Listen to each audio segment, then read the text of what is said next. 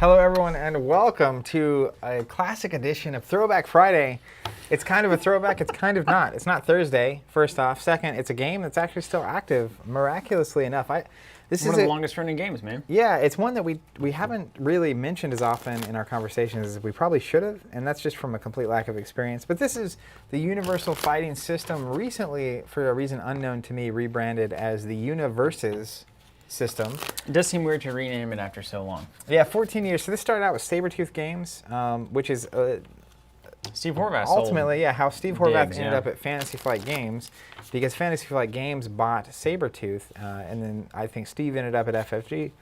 And then in 2010, I believe, a company called Jasco got the rights to UFS, and UFS is really kind of a dream of a system. This is what I wish other games would do, like Destiny is what I was hoping would happen with Star Wars Destiny, which is they have a system, and then they go and they get different IPs and put it in that system. In this case, like, we have a couple starters here for this game, more recent. That's why it's kind of not really a throwback. But the Street Fighter and Mortal Kombat Turbo starters is what I think they're called. Yeah. Like this one we're going to start with, Mortal Kombat Sub-Zero versus Scorpion. That's a pretty cool matchup. But you can basically bring in a bunch of different IPs. You have characters fighting, and it happens to work with this kind of game. But still active development, new sets coming out, all kinds of different licenses that are being put onto this system, which is really clever. And it's been around for 14 years, which is crazy to think about. 14 years is a long time, man. In this industry, it's insane. One thing that we have been warned about is it's particularly complex. And so we said, well, sign us Challenge up. accepted. We played Middle-earth CCG. And Star Wars CCG. We played some weird, complex games. Mythos CCG. Let's just see how complex it ultimately is. So we're going to be learning the rules as we go along. We've done a little bit of pre-work, watched some things, read some rule books. Zach has mainly taken the lead on this, but... which is how we end up in hilarious rules situations. Things will come up. Luckily, when we're live, we have live chat. And so if you've played this game and you're very familiar, feel free to speak up. Chat's always super helpful when we're doing all these streams. But, it was interesting. A lot of people were basically saying this is going to be a supremely complex game. And from my initial watch of a few videos and reading through the rules, it didn't seem nearly as complex as I was expecting it to based on that. But then Steven started asking specific questions, looking through his deck, and then I was like, click, click, click, click, click, click, trying to find out how to do certain stuff. So I'm going to give a basic overview, and then we're kind of just going to make some noise. We're going to kind of dive in and start figuring out how to feel our way through this game, which is Steven's favorite way to learn how to do something. This stream is also brought to you by Cliff Bar. This is the last one left. Zach and I have a treasure trove of Cliff Bars to keep us into the... We can't really do lunch. We don't do lunch ever. So well, you kind of do. But so you typically eat lunch, yeah. You have the occasional, snack or whatever. This is the last one left. It's the mint chocolate. It's the cool mint chocolate.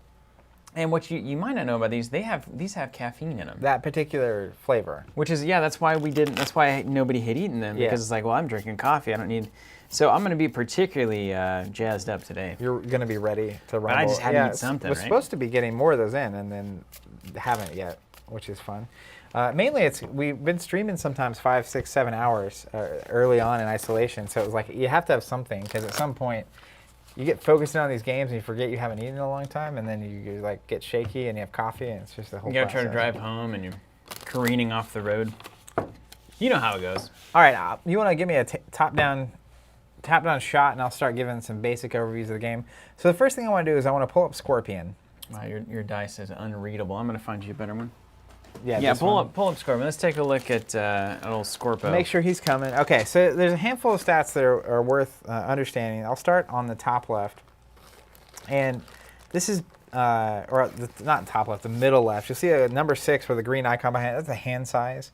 And then just below that's a 28, and that's his health. That's how much health is going to be here in my starting health. And once that goes to 0, you lose the game. That's how you win or lose. End of the story. That's all the rules you need to know. Let's dive in. Just kidding. So on the top left, let me make sure I'm calling these the right things. We are sponsored, Alex. Ben Sweeney also saying I don't need to brush my teeth now because it has mint, which means we're now sponsored by both Cliff Bar and Nalgene water bottles. That's right. The taste you can crave. Scorpion got 6 health, or 6 hand size. Sub-Zero 6 hand size, 28 health. You got 6, 28. Oh, Scorpion, so we're on the same one. Top left, you'll see a 6 with kind of a sharp-looking logo behind it. That's the difficulty value. I'm not sure why a character has a difficulty value, but we'll get back to that. When you're testing your difficulty value, on the bottom right, you see the 6 with a circle in it. That's how much that card would provide. It's like this card could be in your deck, which is weird, because I think I just start with Scorpion in play, I assume. Well, I hope so. And then on the top right, you see a shield. That's the defense value, and you'll see 3 little bubbles next to it. And basically, in this game, there are attacks that are high, mid, and low, and that's marked by that bubble. And so when you're trying to block an attack, you can block up to 1 zone away. So you could block a mid with a high, or a high with a mid, or a low with a mid.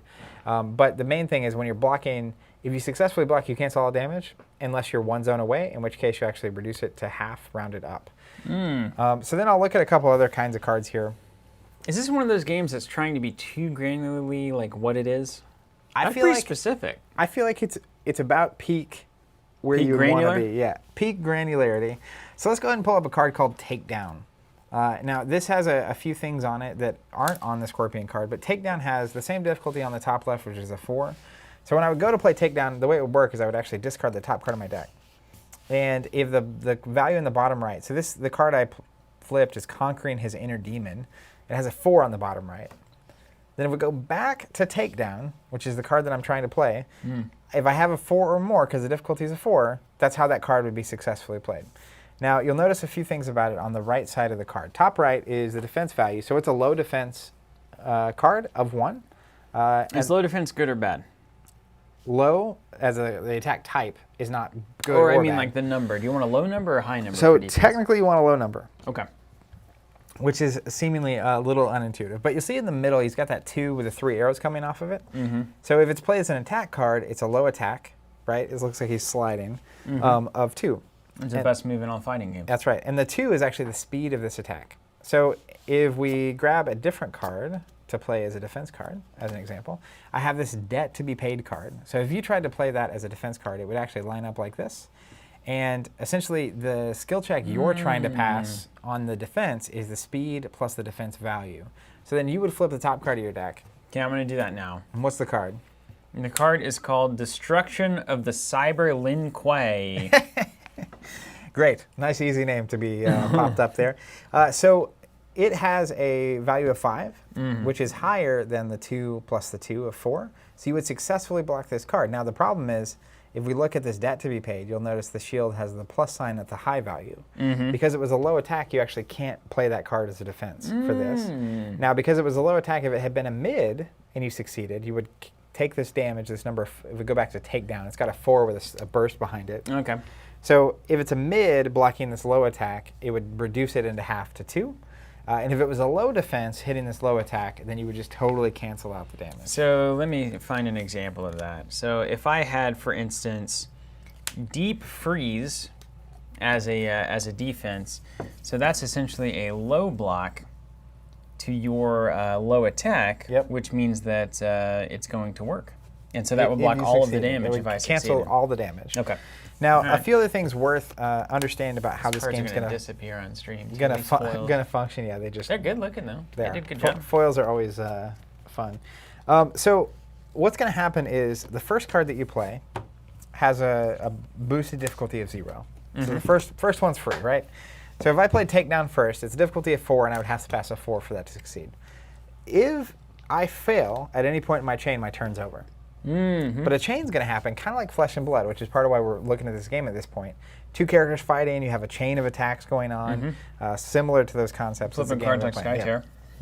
So, but if it's successful, I get to keep going. So then I could actually play another card as the second card in my chain, and each subsequent card gets 1 more difficulty to do, right? So this would be +1. So instead of a 1 on this Conquering His Inner Demon, it would actually be a 2 difficulty. Okay, which is still very easy, and then presumably. +2, +3, +4. And basically that means that the more cards you play in a single turn, the harder it gets to successfully do that, which prevents you from kind of just run away playing out your hand every time. So you kind of need to play your more important stuff early. Is that mine? Yeah, now what's it? Yeah, chat says that's yours. Sorry, that's hilarious. Now, what are the gray cards versus the actual cards? What are these things? Gray cards, like if we pull up Debt to be Paid, you'll see it says Foundation on it. That's gray, like cement. I'm trying to put a foundation in currently. After a round's over, like let's say I played these 3 cards in this order, any successful attack that I did, as long as it doesn't have to do damage, but it just has to land, I believe. Don't fail on the flip. Yeah. It actually goes under my character, and that's called momentum. So then there's going to be other cards that use momentum, or maybe it says that you have to have at least 5 momentum. And this is kind of like in a video game, the power bar, where you're charging up for the big attack that you can do. Foundation cards are actually going to slide back, and they're going to stay in play. Okay. So foundations are kind of how you build resources in this game. So like earlier when you were testing a 4, let's say you flipped a 3. So you're 1 short to successfully defend. You can actually exhaust one of your foundations, and it contributes 1 to your test. So if you had 10 of these back here, you could definitely make sure you pass certain tests, right? So the longer the game goes on, the more foundations that we get, the more likely we are to have these like 5, 6 combo turns in a fight, right? Now, the other thing is, you'll notice on a card like Debt to be Paid, the actual card text, it's got this E flip. Quick question, or quick clarification. Nicholas saying attacks have to deal damage to go to momentum. Okay, cool. That's good to know. Chat, MVP. You're the real MVP, though. So if you look at Debt to be Paid, it's got this E flip. So that means a couple things. E is short for enhance. So when we're on a turn, I play a card, let's say it's an attack. There's 3 steps to the resolution of that thing. Step 1 is enhance. Give me the charts. Yeah, so I play the attack, I succeed, right? Then we're going to go to, I'm just going to pull it up, run it down. Give me that framework. Gotta have the framework. Give me the lines. Okay, so the first thing after the attack happens is the enhance step, which is what we're getting to here. So if I look at Debt to be Paid, it says enhance flip. If you have lost vitality this turn, your opponent's next check to play a card gets -1, playable while committed. So flip means that you flip it over, and even if it's enhanced, now it's just going to act like a blank enhanced card. So you can still exhaust the rest it of the game. for the rest of the game. Okay, so it's just You a can blank still resource. Exhaust it to add +1 to your test.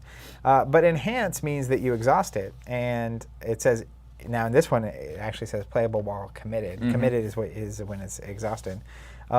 It says if you've lost vitality this turn, your opponent's next check to play gets -1, so your next whatever. So it's 1 harder basically for so the next move. Basically on my turn, I can flip this card if I've lost health to make whatever your next check is harder to do. Okay, easy. During the attack sequence, you have the enhance step. Then after enhancing an attack is when you get to the block step. So that's when you actually put a card down and try to block me. Yep. And then after the block step, you get to the actual damage step. So then we resolve it, and it does however much damage is going to be happening. And then if you play as your next thing like a foundation card, that's not a combat thing, so we don't get the enhanced damage block step. That's right. It's just like, I'm going to try to do this, and then most of the it time happens, I, it happens. I succeed. Yep. Okay. It's like hitting the first 3 buttons on an attack before you actually attack your person. Right thing, on. right? It's like up, down, right, and like I haven't done anything yet. You can't block it or do anything with it. So then the basic structure of the turn. So the first phase is the ready phase. So everything that's, I think committed is what they call tapped in this game. So we're going to turn the cards from sideways to up. Ready. Interesting. Yeah, ready. So, new concept. Interesting, yeah. I mean, 2006. They were onto some new stuff, man. That's 2006. right. Then you have what's called a review step. So you can actually discard a card from your hand. Then you draw step. You always draw back up to your full hand size. Okay, so for us it'd be 6. Yep. And then you actually get to this turn, the combat phase, and that's where you're going to play cards down, right? And then there's the turn sequence. Now, do I play the foundation cards during the combat step? Yep. Putting stuff into your chain. Okay, we start doing stuff. And then you get to the third phase, the end phase, which is where any foundations that you played go to your staging area. Ready? Character card. Hold on. We got him, ladies and gentlemen. We got him. He's stopped. He's stumped. It's over. Cut the stream. I'm getting out of here. I'm going home. It's Friday. I'm ready for the weekend. Here we go. Okay, so any character card that you play, and I'm not sure how that's denoted. Okay, wait, I got some clarification on this. I've been monitoring the chat and probably should have been listening closer to you explaining me the rules of this game, but the chat has been saying there are some decks that do run these character cards in them. We are probably not playing those decks. Okay, got it. So let's just ignore that rule. All right. Yeah, Ben here saying none in these decks, so don't worry about it. Any attack that dealt damage is added to your momentum. All other cards, including cards played as blocks, go to your discard pile. And then once that's clear, it's the other player's turn. I've already got it. And I'm sure there'll be keywords and fun questions for us to ask along the way. But that's the fundamentals, and that's what we talk a little bit about in games like Middle Earth CCG, where there's a challenge presented to you simply in executing the game. and understanding the various things that can go on. And I don't feel like this turn structure is hard to execute, but there probably will be specifics that get a little more I think I've got it. I'm going to catch up with you guys here on chat real quick. So Ben Clapperton, you're going to be the guy this stream, I think, because you seem to be bringing the goods in terms of the rules. It says, it isn't just that there are complex rules interactions. Once the board starts to build, there's a lot in play to keep track of. So we can get into the extraneous information that we were talking about on the podcast today. You guys should listen to that. It'll be up this weekend, assuming that things don't go poorly. Mark's saying, ram heavy by our parlance. So that's great. Nice. That's some cool context. Thank you for listening to the podcast there. If you're unfamiliar with the podcast, it's called the Covenant Cast. We usually post on the weekends. It goes up. And it's kind of just us having conversations like this, but from perspectives of both like players and retailers. And we've been doing a series called How to Ruin a Game. Yeah. And last week we did a series where we used the word RAM a lot to talk about how much kind of floating information you have to parse while you're playing. I read some marketing article that apparently the more hyperbolic your titles, the more likely they are to be read. So we went ahead and we should have called it These 5 Things You Won't Believe That Will Ruin a Game Before You Can Even Know About It. That'd be a blog everyone would click on, according to Twitter. Daniel saying, I love this game, but my boyfriend will not play it with me because it's too complicated. So that's proof positive there that this could be a tough one. Velosian says, I need friendships, which is, I don't know what to do with that comment. I hope you find them. We're here for you in some kind of weird internet online way. Check this out, man. Freeman Gaming says, I designed this game. Thanks for taking a look at it. Awesome. That's awesome. That's great. Alex B, I predict this will make them forget all about Flesh and Blood. What do you think? Those odds are low. Impossible. I'm obsessed with Flesh and Blood right now. Pat said this is way more intriguing than Flesh and Blood. Obviously very subjective. Tom McCall says, was anyone else here on Monday night when Steven said, I'm never going to play this game again? I think we may see a repeat of that tonight with UFS. So bets are on the table that I will be so overwhelmed. Marvel Champions Wrecking Crew, yeah. Josh Wood says, this is a different beast. I played UFS for 14 years, so Josh, you're also our guy here. But Flesh and Blood has quickly become my second favorite game. Okay, so that's good. The thing that I assume will be the case 14 years later with a game like Flesh and Blood. We talk about this on the podcast a little bit, not specifically Flesh and Blood, but basically the cleanliness and tightness of the design, the system. Mm-hmm. And I feel like this game, it's the constant balance, right? Which is the more granular, the more nuance you add to a game, the more there is for a player to grapple with. To sink their teeth into. And when you really get into a game and you've been playing it for a long time and it gets more and more complex as it goes, you get to a level that you play at a high level that if you have that experience with other people that are also at that level, it's pretty incredible. Yeah, it's super fun at that point. But it also becomes a tremendous barrier for people to actually get into a game like that. Yahoos like us, we've got to try to catch up. Zizak saying, so glad you guys are finally taking a look at this. It's been one of my favorites in a long time, and it's pretty great to see everyone at my game store really get into it right before the lockdown. So that's like super awesome. Nice. I get 14 years going, and people are still discovering and getting into it. Absolutely love it. And then... Freeman Gaming, apparently, the designer, saying cognitive load. There we go. That's we literally talked about that today. The germane load theory, the extraneous load, and the intrinsic load, which is really awesome. So if you're aware of that, Freeman Gaming, then you must be doing some good work here. Did you say game designers hate these 5 game running tricks? Man, it would be kind of funny for us to start a a tabletop satire site, right? Where it's like a mixture of like common things in the real world. You mean the Onion for gaming? Yes. Someone should do that. What would it be called? There's got to be a good name for this. What's this? I don't know. Alpha Gamer.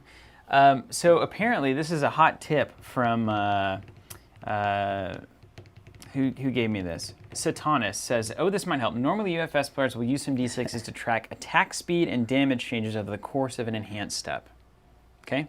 So we'll toggle them up and toggle them down as we go. Also, have you seen, I think it was Wreck-It Ralph. Have you seen Wreck-It Ralph?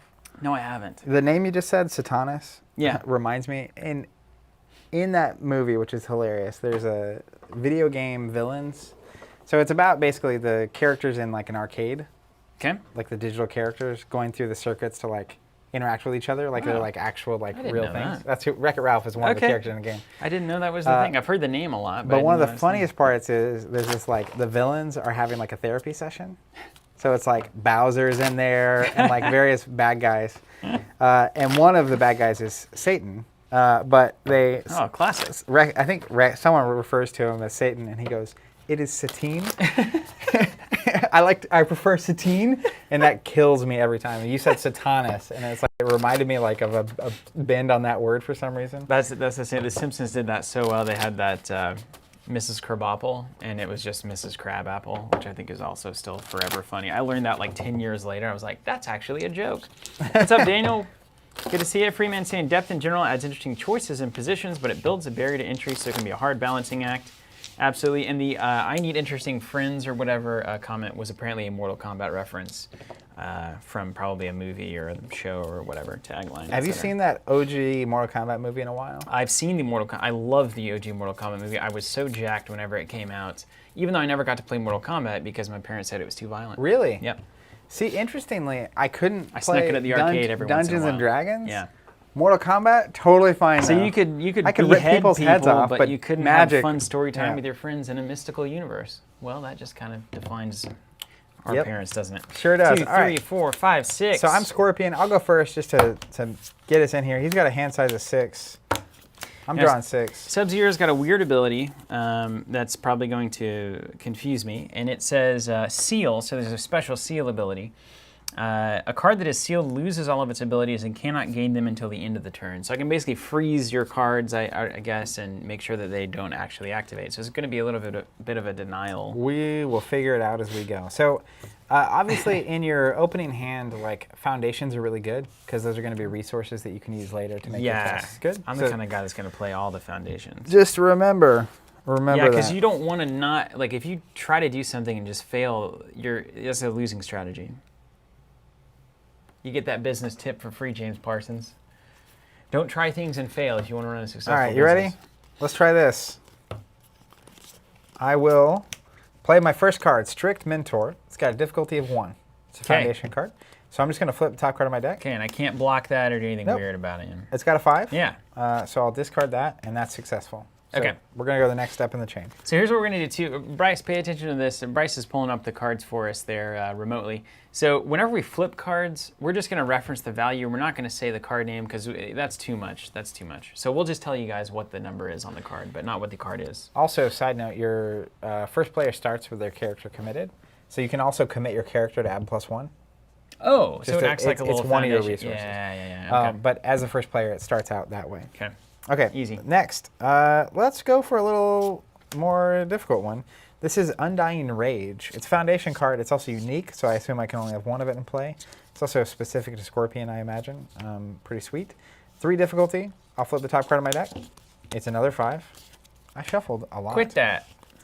And that was a +1, so it's actually a 4 difficulty. Right. Because it's the second card. Right. Third card, I'll play another Strict Mentor. Oh, at +2, so you got to hit a 3. So I got to hit 3. And I hit it.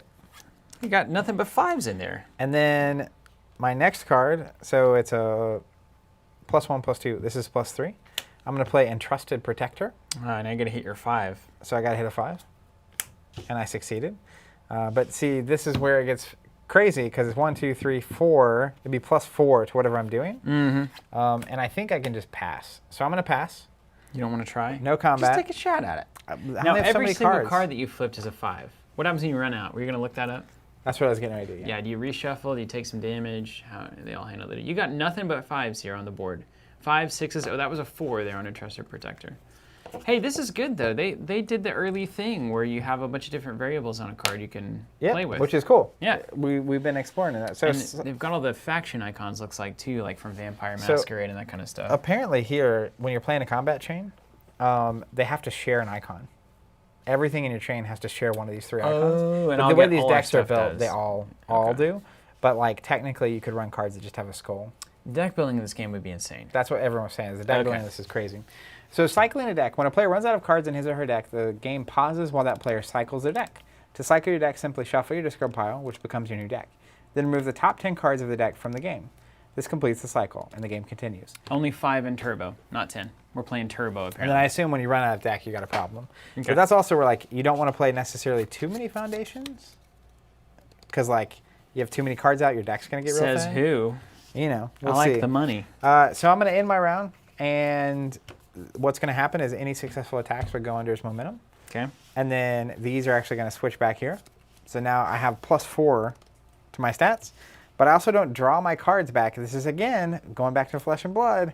I don't get a draw until the start of my turn. Oh, well, get wrecked. Or ready my buddy. stuff. So if I use too much of my stuff on my turn, it gets harder for me to do things on your turn. All right, Steven's kicking it off here with Sub-Zero. I've got a natty +1. I don't start You don't start tapped, exhausted. right? Or what have yous. All right, so we're going to start out with Lin Qui Grand Master. It is a 2 difficulty. Let's flip for that baby. It'd be hilarious. Your first one. It's a 5. Face checks. Second is going to be a +1. So we're going to try a Freezing the City. It's going to have to be a 3 check due to its being +1. So here comes a 3. Boom, we hit the 5. Then my third is going to be Left to Die at +2. So another 3 is needed on this Left to Die Foundation card. Hit the 3. That's why I played the 1 at the end of the chain. Okay, now let's see if we want to get feisty. I do want to get feisty. How about some of this? Let's see what an attack does. So I'm going to play an attack. It's called Icy Slide. It's a 3, 4, 5. So I'm currently at +2, right? Is that right? So this is +1, +2. This is +3? +3. Okay, so this is the 6 attack, Icy Slide. Yep. So the first thing you're going to do is you're going to try to complete the difficulty. So I've seen most cards are 5s, and I know that I've got Sub-Zero to make it a 6. So Seems pretty good. Presuming that it's a 3, I failed. So that fizzles, your turn immediately ends. This goes away? That's going to go away, and these are going to slide back as permanent. Okay, it doesn't like boosters fail for the you. whole chain, right? That would be insane. It doesn't fail the whole chain, Okay. but it does stop you from continuing. Okay. So start of my turn, first thing I'm going to do is ready everything. The only thing I had exhausted was Scorpion. And then I can discard a card if I want, but then I'm not going to. So then I'm just going to draw up. I like that card. I like that card. All right, well, it's game time.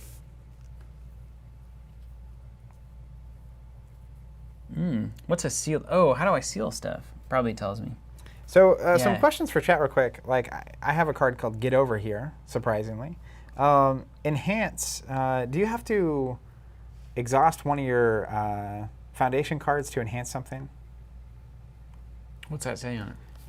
Get Over Here Right. says there's 2 different enhance, so I'm curious how to actually trigger those effects. So like one, like you're saying maybe a foundation can enhance from this card or from itself? Because like all these have enhance abilities as well. Everyone's saying no. So does it enhance itself? So like when it goes to the enhance step, you can enhance it? Just announce the enhance. Can you do both enhances on a card? The whole cost is before the colon. If there's nothing there, it's free. Wow. Wait, so even these? So if it says commit, you have to exhaust it. Yeah. And it says, yeah, I get it. Oh my gosh. Okay, cool. So you can do all the enhances you So want. anything that doesn't have commit, I can do forever. What does the R mean? R commit? Don, I'm going to answer Don's question real quick. Maybe return to hand or something? He says, where can I find a schedule for what nights you guys play what? So we usually post on the weekend whatever our schedule for the next week is. With some things to keep in mind, Monday is almost always Marvel Champions. Friday is almost always Arkham Horror Freaky Friday. Thursday is usually Throwback Thursday, so that's where we'll feature older games. Tuesday currently is Flesh and Blood, and it's been Skytear. It'll probably be a rotation at some point. And then Wednesday is a wild card. That changes from week to week. Okay, R is a reaction, E is an enhance. Okay, dude, I'm so in. I've got it. Okay. There's going to be so much information to keep track of in this game. A lot. We already added 4 rules to the game on your side of the board, and I don't know what any of them do, and I'm not going to pay attention to them. I've got to keep track of my own stuff here. Play an attack already. Let's get into it. I want to block some stuff, Yep. or I mean, not block, you know, etc. That seems like a great attack. Let's start here.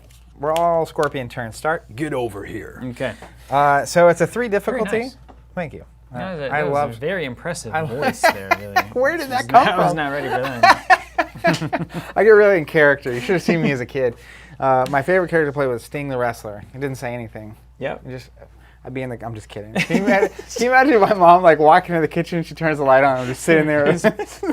You come down for the rafters. That's right. Oh I'm my here for goodness. dinner. Just have a We having crow chicken? randomly. So this is a 3 difficulty. So I'm going to flip the top card of my deck. And I got it. I got a 4. Okay. So it's successful. So that's awesome. Successful attack happened, and then the first step's the enhance phase, right? So we're going to go back and forth enhancing. Yeah, and now once you pass, you're still in until both players pass, then it's over. Yep. So I can come back into the passer play after a couple That's right. And so the first enhance ability on this says change the zone of this attack to high. Okay. So if you like... Well, I got to do a defense first. No. No. I would just change it. How would you possibly know the benefit of doing so? You'd probably see my deck and be like, oh, he's not running any high defenses. So the thing about it is like, if we look at the get over here card, it's a mid attack. So you could block that with a high, mid, or low. Oh, so mid is the easiest to block. It's the easiest to block. Right on. So if I enhance it to a high, then it's going to be a little harder to block. Okay. How are we going to keep track of this? Our brains. Oof. And then the other enhance it has is, I'm just making sure. Okay. Lose 2 vitality. The next attack you attempt to play gains desperation 0. So desperation abilities can only be used when you have half health or less. Okay. Let me just read that. So I should just not hurt you, and then I'll win? So the thing, Scorpion damages himself to do cool stuff. Ah, she kidnapped herself, man. What I don't get is, it says desperation 0. What does the 0 after desperation mean? Gains desperation 0. Oh, wait, hold on. I had a reference for this. Less than half is the answer. Desperation. I've got it right here.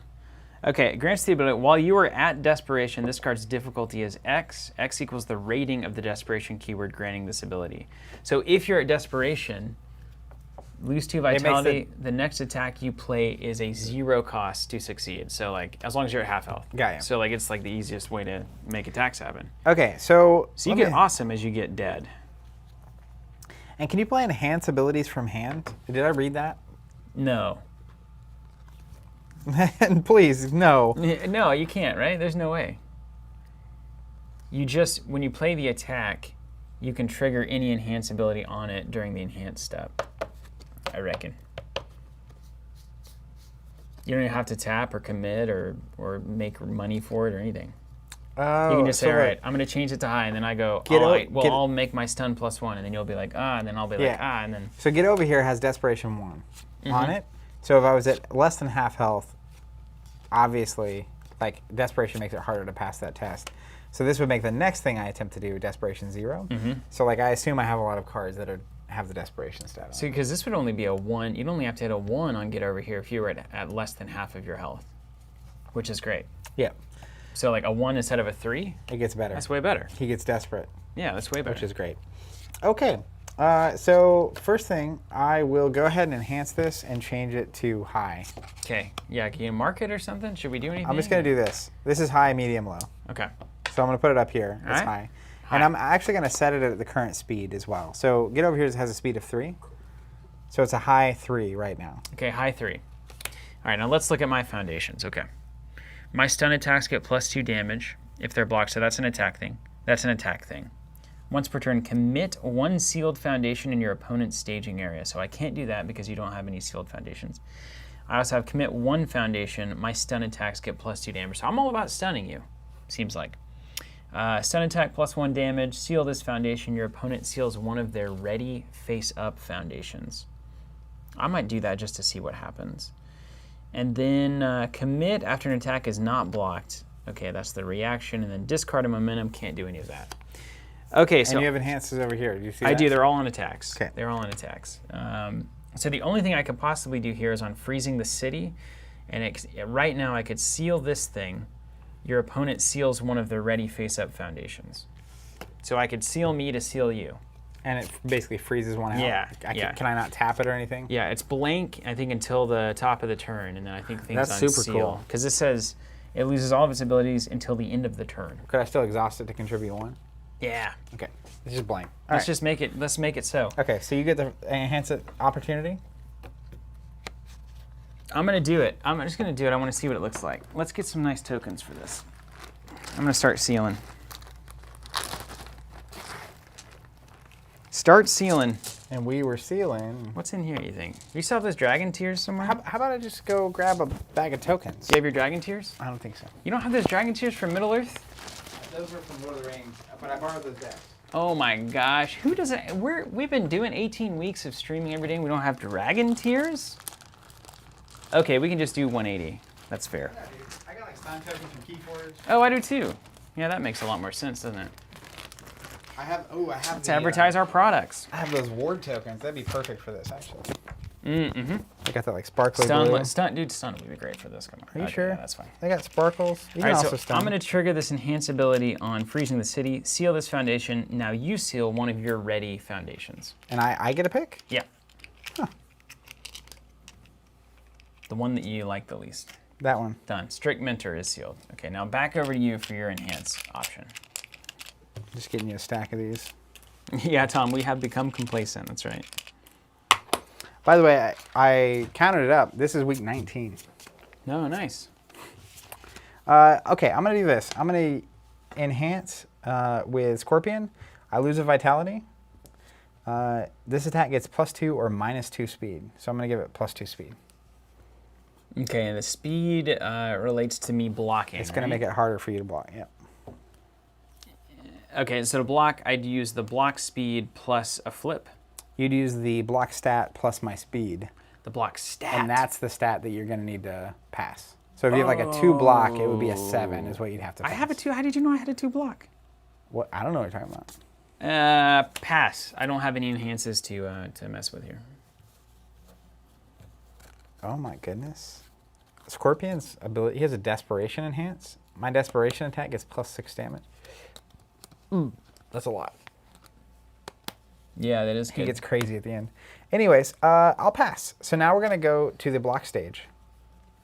And I can I pump my block numbers by tapping cards similar to anything else? Any test you're trying, you don't pump your block numbers, you pump your difficulty test rating. So if you need to pass a 7 and you get a 5, you could tap 2 of those to get to 7. Do I have to hit that difficulty rating to successfully try to block? Yep. And then I do a second check to see if it actually has blocked the attack? No. So if you successfully play a block, it blocks the attack. Okay, let's see what it looks like. Yeah. This is the wrong one to play. Oof. But all these cards are good on the offense. All right, hold on. Let me just take a look at what this would look like. I need to understand this. So let's say that I commit something like freezing the city. Okay. So what we do is that we would play it here. So it's 2 plus the speed, which is currently a 5.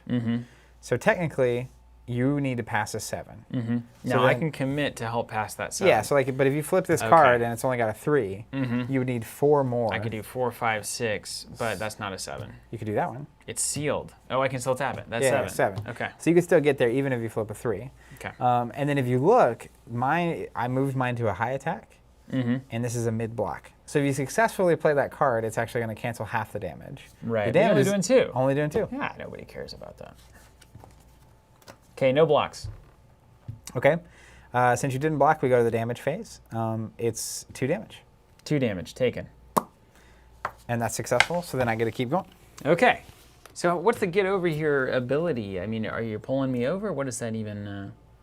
So the get over here makes the next desperation 0. That's the idea. Okay, So it's setting up for the... Yeah, like if I had a like I have a card in here, it's desperation 3. But you didn't trigger that.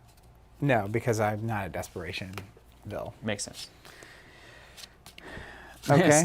Steve Horvath is here. Finish him, he says. What's up, Steve? What up, Steve? Hope Hey, you're doing well. I sent Zach a message. I was like, I was researching UFS and Steve Horvath's name kept coming up. He was the dude, man. And then I saw that Sabretooth had it and it got acquired. FFG had it for a while and it's pretty cool. That's yeah, it's a long history. I didn't realize that FFG had it. Like I knew it, I just didn't know it. Yeah. And I was reading the history, and there it was. That's kind of right before we were around that space. All right, let's see. Keep going, Scorpion. What do you got?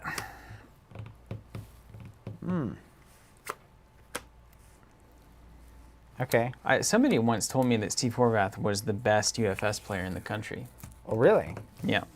I'm curious what he has to say about that.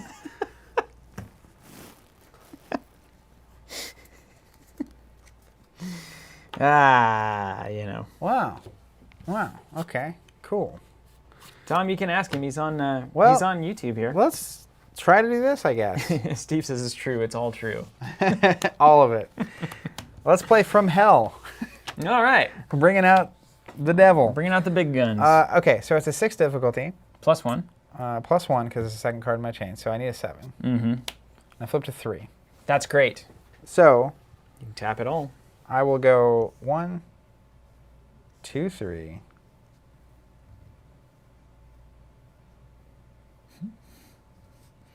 Four. Okay. So I pass. So I successfully play this card. Mm-hmm. Now we go to the enhance step. Enhance. Zoom and enhance. Zoom, enhance. Zoom, enhance. I'm going to do enhance. If this attack is not blocked, destroy one of your opponent's foundations. They lose X vitality, where X equals the printing cost of the destroyed foundation. Nope. Not going to let that happen. Got to block it. Okay. Ah, man, yeah, I missed it. I missed it. I had sweet business. Freezing. I had sweet freezing business. You could have froze me. This one, it's worth noting. So this one says, once per turn, I can commit a sealed foundation in your staging area. So like I can enhance to seal something, and then if you don't use it, the next time I can tap that thing. That's really good. I see what you're trying to do. Yeah, it's like a control deck's my favorite. No enhancements for Steven. I'll pass my opportunity. Okay. Let's do this. I'll lose a vitality to give this attack +2 speed. So it's a high attack, and it's currently at a stat of 5. 5 speed, okay. Pass.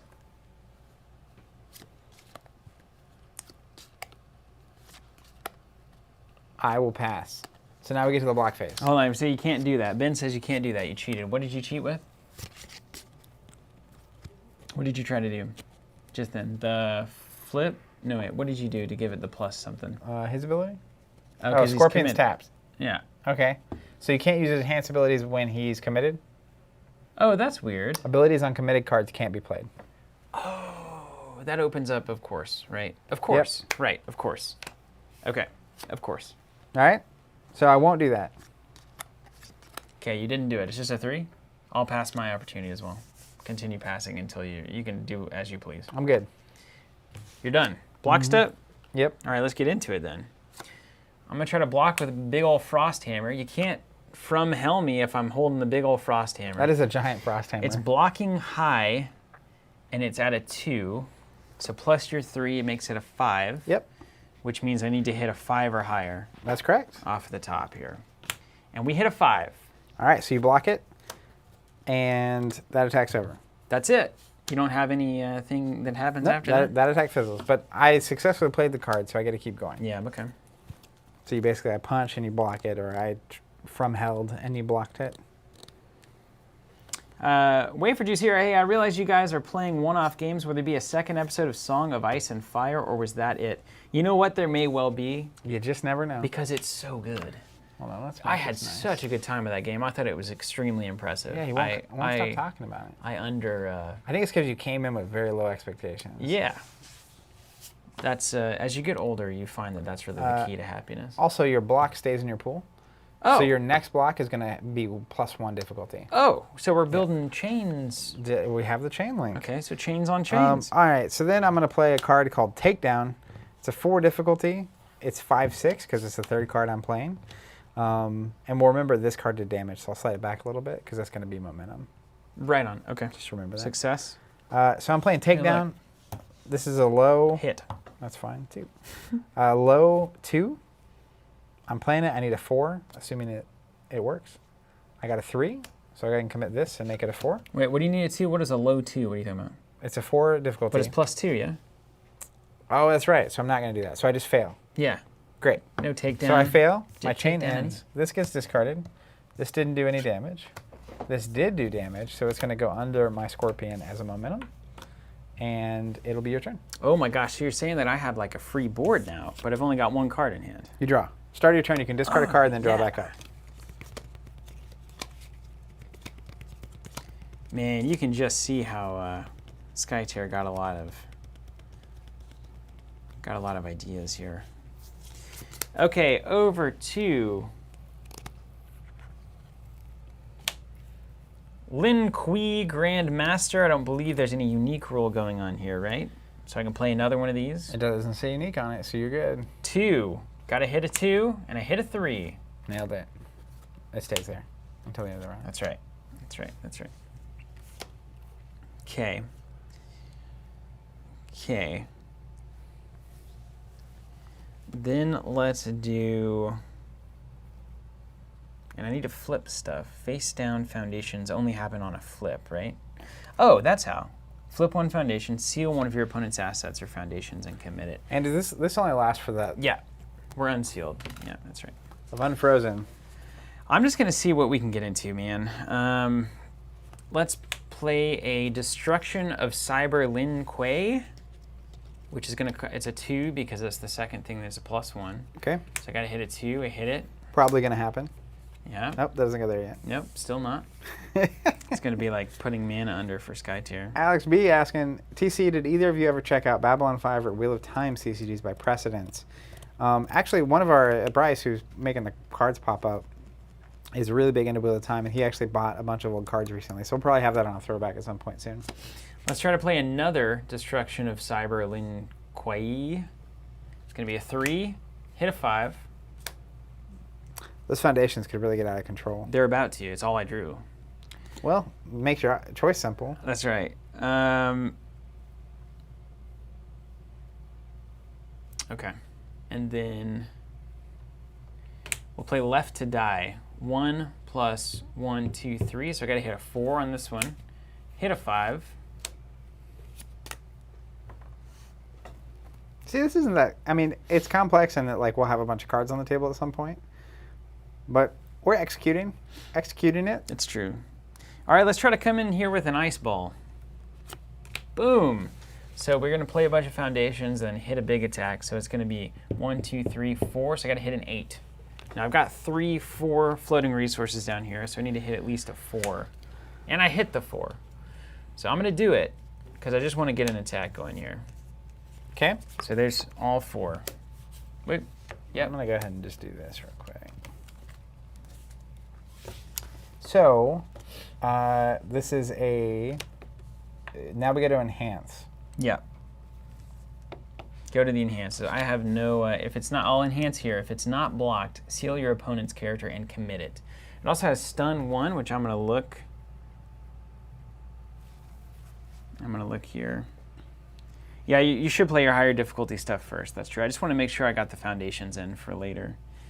Okay, so let's see if stun has any cool things. Maybe discard cards or something. Stun! Your opponent commits X foundations. X equals the rating of the stun keyword granting this ability. Nice. So this attack has stun 1. Does that mean if it hits, I get to commit one of your foundations? I think I would have to. Yes, I think I get a pick from what you said. It grants the ability, enhance your opponent commits X. Oh, so I can trigger it like an enhance ability. So if it has stun 1 like this, I can basically say, okay, I'm going to use that to commit one of your foundations because it has stun 1. Doesn't it say if it hits? No. Grants the ability, your opponent commits X foundations. Okay. X is the rating. Chat's saying stun is an enhance. So let's start by saying enhance stun 1 to commit one of your I foundations. only have 1 left, so I have to do that one. That's right. I have no enhances. Enhance. If it's not blocked, seal your opponent's character and commit it. Don't want that to happen. I mean, it would go away at the end of my turn, so it won't matter. Does it? I think so. that goes away at the beginning of your turn. It just says lasts for a turn. Is this a round or is this a turn? Turn. Turn. Then it will go away at the end of my turn. Yeah. Okay. So I have no enhance. Am I good to try to block? I also don't have any enhance. Yeah. All right. So you've got a mid attack doing 3 damage. So let's play Blood for a Blood to block. It's a mid defense. Your speed's a 3. My defense value here is a 2. So I'm going to need a 5 to block this. I got a 5. Ah, toasty. So it stays there, but I successfully block. And this stays here technically. And then you get to keep going if you want. I'm out. I'm done. Pass. Okay. So end of the round, all this clears. Any attacks that did damage, it didn't do any damage. Did not do damage. And those all stay. These all come back. Oh, baby. I'm already scared. Okay, but these are all multiple copies, so Wow. All right, well, this is a certain kind of turn. Oh, Okay. Oh, no. Okay, yeah, those are the same. Okay, so that. So there's really only 4 things on the table here I need to care about. Mine? Yep. First thing we're going to play, everything ready actually, is Last of the Shirei Ryu. Don't worry, Satana. So chat is not being overbearing to us at all. We actually haven't been reading it much. So you guys, please help as much as you can. Not a problem at all. We're just here to have a good time. And hang out with everyone across please. the world. Okay, so I'm playing Last of the Shirei Ryu. It's 2 difficulty. I got a 3, so it's good. Then we're going to play Blood for Blood. It's a 2 difficulty plus 1, so it's a 3. I got it. Then I'm going to play Conquering His Inner Demon. That's a 1 plus 2, so I need a 3. Yeah. I got it. Apparently nothing is under a 3 in these decks. Got it. I'm going to play another copy of Conquering His Inner Demon. There's a 4. Oh, it's a 3. He's got to put something in. And I'll do 1 here to make it a 4. And then we'll do a Strict Mentor. Now, so the downside here is that I only have 1 card in my hand after all this. Yeah. So I'm going to have a bunch of resources. Yeah. But you're gonna not get much beat to up. do with it. In the same way you did, but I drew into all my foundations. So let's play the game You're as about it would to be get played. wrecked, bun. So I need a 5. And I got a 3. We'll go 4. Don't you love seeing all of your best attacks getting pitched for these resources? Yeah, I sure do. Isn't that fun? And then I'll stop my chain. So I'll block. let me organize these. Wafer Juice, next podcast, it's generally, so it used to be every Friday, but since we're spending so much time every day streaming, the production of the cast is sometimes difficult to get to by the end of the day today. So a lot of times it'll drop on Saturdays, sometimes on Sundays, depending on how much work there is to be done over the weekend that isn't podcast production. Yeah, and if you're subscribed on a various platform, you'll get notified, and we also post on social about it when it's available. Okay, readying everything. Drawing up to 6, and I can discard a card if I like. I'm not going to do it. Ooh, I got a really shiny card. I'm going to play that one, I think, for sure. 2, 3, 4. Chris Jackson saying, any chance you guys will play 6. Exceed or BattleCon from level 99? Definitely. They're on the radar. We interviewed them at Gamma this year. Oh, level 99. So close to 100. All right. Now I've got to be a smart Sub-Zero player. Mm-hmm. Oh, I don't have any momentum. That would really be nice. You haven't done anything. Got him. I know, right? I know. Okay. Well, yeah. Look at these foundations. This is exactly what I'm talking about with the RAM. I don't even same want thing to read Dragon all Ball these. did the same thing. I don't even want to read them. Deep Freeze for 5. Leading with an attack. Got a 4. So let's see the least important thing.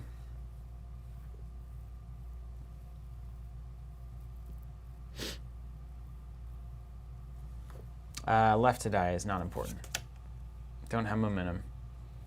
And imagine you might block. We'll see. So Deep Freeze is now officially paid for. We'll now enter the enhanced step. Is that right? Before you block, yeah? Okay, here we go. Let's get the big die. So we're starting at a 3 speed mid for 7 damage. And I'm going to get a red die to give us our total damage here. In fact, it might go up very significantly, so let's manage this board state. All right, here we go. Starting at 3 speed, 7 damage. I'm about to mash some buttons. All right, the first thing I'll do. That's a big ol' attack. Yeah. Okay. Let's see. Flip 1, foundation, seal one of your opponent's assets, and commit it. Okay. Your attack, it says, okay, so I'll do this. Enhance on Sub-Zero. Flip 1 foundation. I'm going to flip this foundation, right? Okay. Seal one of your opponent's assets or foundations and commit it. You got a favorite one over there? I don't even know what to do, honestly. How about that one? That one's all shiny and weird. So commit it and blanket. Aw. While it's ready, my desperation attacks get +1, so it will be. While it's committed, your opponent gets -1 damage. See, exactly. It's What blank. what a genius decision. Yeah, big brain. Big brain moment. Pass to you on the enhanced step. Start reading.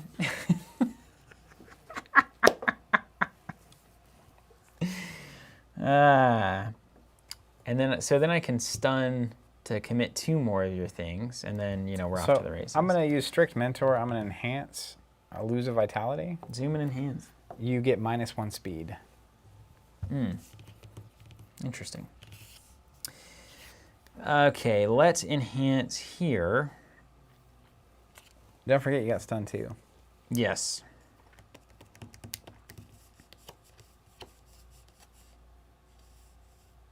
Stun 2. So commit 2 things. Do you choose or do I choose? I think I choose. But also worth mentioning, I have Blood for Blood. It is a reaction. I can destroy it. After this card is committed due to my opponent's effect, you have to destroy one of your foundations. Hey. What? You got an anti-stun card? Blood for Blood, man. All right, that's fine. I'll trigger stun. Bring it on. All right, I'm going to destroy this. You have to destroy one of your foundations. This one. And then... I'll bet there's some people that are insanely good at this. I will... It would be devastating. Is that what you're saying? That's what Tom's saying. Played in a tournament 2 years ago, got paired against the world champion in round 1. That was an eye-opener. I bet it's not even, you're not even playing the same game. All right, we did it. You have an enhance? Zoom and enhance. No. Okay. Block. Unless you have more enhance. I got so many more. Okay, don't need this.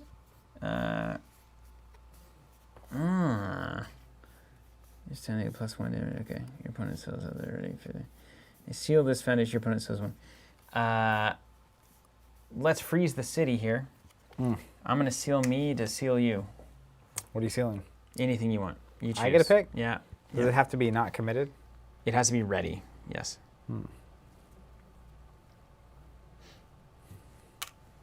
Okay. Nice. Cool. Nice play, dude. Nice play. All right, then I'll trigger this. Your stun attack gets +2 damage, and if it's blocked, you discard a card. You only have 1, so it doesn't matter, but it will get +2 damage. Mine? I'm going to enhance on my Scorpion ability. Lose a vitality, give this -2 speed. I'm figuring out that I'm going to do a ton of damage, but I'm going to be easily blockable. So I think the idea is I'm supposed to discard cards out of your hand so that you can't block stuff. Or it's like if you have multiple big attacks that are going, like just run. If you had 2, yeah, that's it. You had to discard stuff, right? And I'm supposed to be sealing your stuff so that you flip from the top and you can't buff it because all your stuff's tapped out. Yeah, right on. I'll take this enhance once per turn. Commit 1 sealed foundation in your opponent's staging area. Pass. Commit 1 foundation. Your stun attack gets +2 damage. Pass. Let's just take a crack. Now you have to hit what, a 3? No, a 0. Whatever my defense value is, if this is even a defense So if that's card. a block, then you're just going to block it forever, right? Now I don't have any other attacks that I'm going to launch, so. May as well go for it. Yeah, kinda, but I also kind of want to play some more foundations, so I'll stop there. All right, mine? Yeah. Block. So I have a 1 block. I would only have it, though, because it's mid to low, right? Yeah. Oh, my gosh. So if you okay, cool. I like that mechanic. Cool. I got it. I got a 5. You did it. So I cut it in half, rounded up, which is going to be 6. 6. 4, and I'll go down to 18. All right. Wow. So now technically it's like I'm out of cards. Here we go. And I have to choose 2. Like, if you'd only been at 7, I might not waste it on half because if you have another one and I actually have the right block for it, and this technically stays out. Okay. Let's try a deep Resurrected Revenant. It's going to be a 4 difficulty because it's a +1. Got the 6. Let's do a Possessed by a Demon. Need to hit a 4. Hit it. Oof, beautiful card. Indeed. What is this? Retreated to Arctica. Very good looking card. All right, let's hit a 4 on another Destruction of Cyber Lin Qui. Hit the 5. Let's do another. Oh wait, you can save these for attacks too, for defenses. So I probably don't need 4 of those in play, right? You know. I'm gonna stop there. Who's to say, really? Okay, this clears out. Momentum, and then these guys come back. This already as these clear out. You're going down, Wooly. Yeah. Probably. Draw. Now I need to trick once per turn. There's not once per round stuff, I don't think, so that's good. Give me 1 minute. Oh, that's cool. It's like we didn't know that. A lot of games have done this well. Got into the stream a little late. Did you guys talk about how the world champs get themselves made into a legal character card? We haven't talked about that, but that's very cool. That's correct. Yeah, Satanas is right. It's like reverse Flesh and Blood. The more you can attack, the less you can defend. So it's like a flip on that. Yeah. Flesh and Blood is the more you defend, the less you can attack. Huh. So you gotta not necessarily play all of your resources because they can also attack, or they can also defend attacks. Very smart. Okay. And you're at Desperation when you get to 14? You're at 18. Okay. So Thomas, are you like a celebrity in the UFS world? Ah, yes. Satanas, also known as Tim, has won many world championships, it seems. Losing only to Steve Horvath in the 2008 finals. The greatest player of all time? Yeah, the greatest player of all time. And then he quickly retired. Go out on top. That's the Michael played Jordan one strategy. game the entire time, but it was the one that mattered. All right, you ready to roll? Yeah. I'm going to play a minion grab. It's a 4 difficulty, et cetera, et cetera. So I'm going to try to pass this. Yeah, good luck. Passed it. Okay. Now we get to the enhanced step. Zoom and enhance. Zoom and enhance. Okay, you start, right? You're the active guy. Yeah. So let's make sure you don't freeze out some of this stuff. It's happening.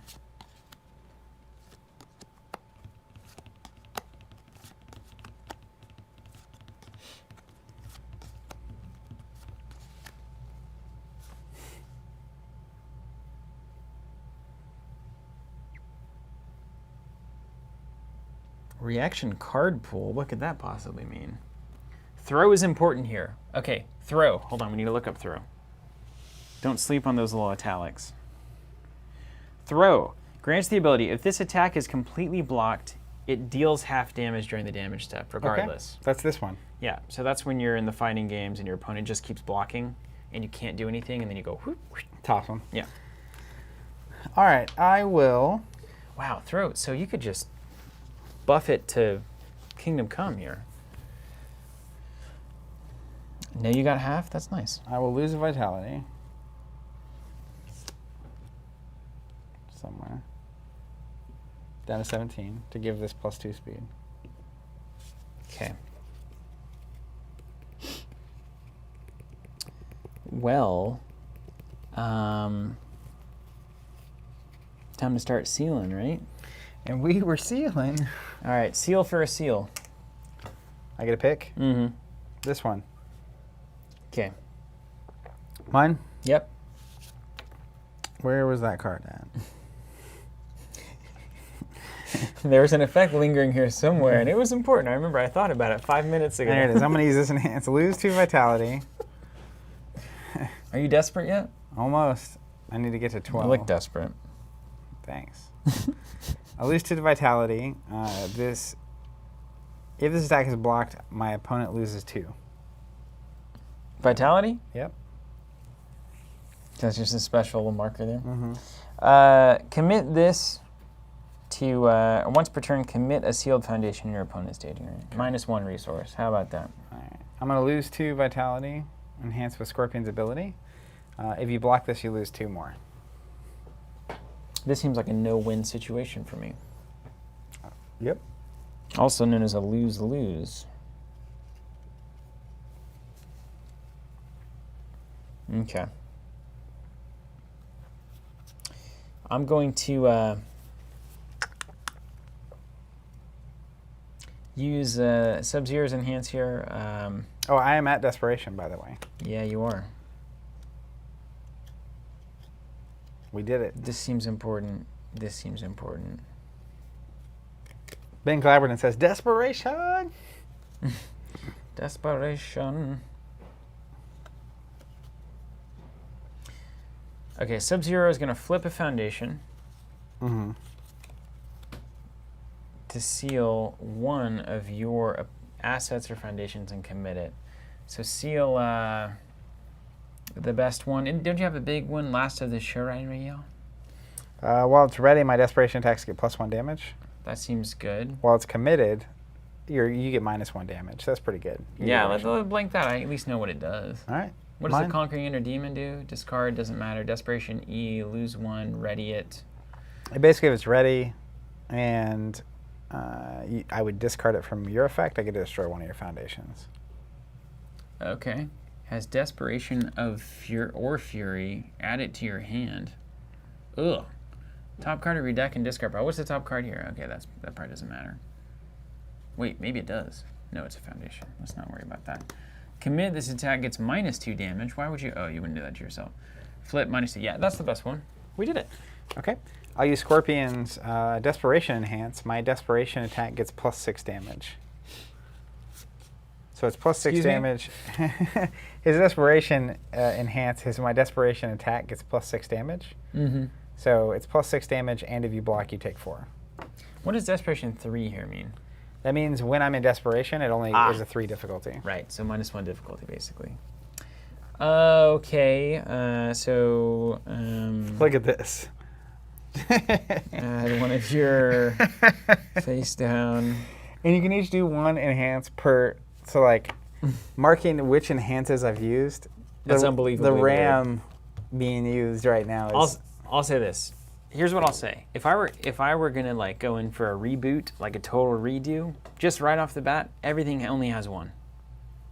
Just 1 enhance, right? I also feel like enough. when you use an enhance, you should have to commit the card. Ooh. To show that you've used it. Deadly. Or even if you can only use 1 per card, so that you can put a marker on it and say, this is now, I can get to choose multiple one. Multiple enhances means like, I have to mark that I've done this one. What about this one down here? Yeah. It's just a tangle. That's tough. The interesting thing too is I also see Satana says Sub-Zero's late game is your opponent can't keep up with his discard and he snipes their best foundations. Scorpion's long game is rawr. See, like the other thing is this Lin Qui Grand Master says once per turn commit 1 sealed foundation in your opponent's staging area. Does that mean all these other enhances are as many times as you want per turn? Because if that's the case, I could pump this attack to 1,000,000 damage, right? I think you can use each enhance ability once per. If not, I could do +6 until I was. I know that's the problem. Well, why does it say once per turn then? So I think most enhances are once per attack. So like I could boost all of my attacks with these enhances, but that one is the whole turn. I get that one time. Okay, that makes more sense to me. I don't think that I'm gonna do anything else about this. I don't think I can do anything about this. Okay, I like it. I will pass. So now you get to block. Okay, now I get to block. All right, let's do a Quest for Vengeance block there. It has a reaction. After I block with this card, your opponent discards a card. Now, is me blocking right now that reaction, or do I have to successfully block? I think you have to successfully block. Doesn't say successfully block. Well, it's a 0. Well, it's not a 0 difficulty. It's a 6. So 3 plus, isn't your speed 5, so wouldn't it be 8? Yeah. Okay, I can deal with that. And, yep, low to low. Got a 3. So you need 5? 4, 5, 6, 7, and 8. Okay. Okay. So you successfully block it. I blocked. So does that mean you now discard a card from your hand? Yeah. First thing, you take 4 damage. Hold on, we got a reaction here though. It says reaction. After you block with this card, your opponent discards a card. That probably happens first, right? Well, I have a pending after you block. I assume active player. After you block, you take 4 damage. Okay. So you take 4. Then yours triggers, and I have to discard. Do I choose it? Yeah, it doesn't say randomly or anything. Okay. So you blocked it. Damage fizzles. No, it doesn't. Half of it still goes through because it's a throw. Oh, that's right. So it was a +6, so it's a 9 halved. 5? Yep. Take 5. 1, 2. Down to 17. This is going to get bloody quickly. Yeah. I get it. All right. So then this stays because so we we will did it succeed. right, yeah. This stays, yes. Chain is still in. Cool. I get it too. So like you'd want to start holding on to like maybe a mid block is really good because I can block any direction. And then like if you technically go in with a mid, high, low, then you're pretty safe. But like when you're attacking, like if I have a lot of lows in a row, you're going to probably run out of things to block with. Anyways, you get it? It's true. All right. Taggerneth saying, that's a very learning the game point of view. The sheer number of things you can do all the time is part of the allure. And you can build your deck around having tons of reusable stuff. I just think the issue is there's no way to bookkeep well. Unfortunately. Like, it's cool to have, games can have ways to do a lot of different things, but if you can't actually keep track of it on the board, then it gets very difficult. Okay, cool. So now you're doing Flame Port. Flame Port. So standard 3 difficulty, but I'm in Desperation, so Desperation 2. It's the second card in my chain, so it's actually just a 3 again. Okay. So I'll flip. Hit on. I got it. Flame Port is a mid with a speed of 3. Okay. And I'll also mark this because it did damage. And then do you have any, was there any once per turn stuff that you've triggered? Or is it all every attack? Every attack. Okay. Well, that's actually, I mean, if there's not a lot of once per turn triggers, then you just know that every attack has like these buffs. All these things right? that can happen. First thing I'll do is the old Scorpion Fandango. Came into the red. Classic move. Desperation E, your desperation attack gets +6. Why not? You're just gonna do that every time. Every attack, yep. Cool. Okay, after an attack is not blocked, add a thing to my hand. What up, Tim? What up, Ooby Doob? That's Mark. What up, Mark? Hope you're doing well, man. No, this is not. He's got a +6 now for the rest of the game. That's crazy. It's the classic. It looks like I'm losing until I just +6, burn things and then down. what is going to happen to all of your attacks? They're only going to get +1 damage and that kind of stuff. No. So he gets +6. I can also lose a vitality to give it +2 speed. I can also lose 2 vitality to make it where if you block, you take 2. Okay. But I have to invest in that, not knowing whether you're blocking or so not. trades the lifeys for. I basically lifeys. used it last time just to get to desperation. Yeah. I can discard a momentum to gain 2 vitality. Yeah, that's not impacting the attack at all. No, I can. That's against That's me. nothing. So really, all you need to worry about is +6, and then you can lose some life to do some other stuff. Yep. Okay. So your attacks are just 6 more now. So you're doing 9, a 3. Okay. No enhances for me, man. Okay, your turn to block. Wait, let me see. You got more?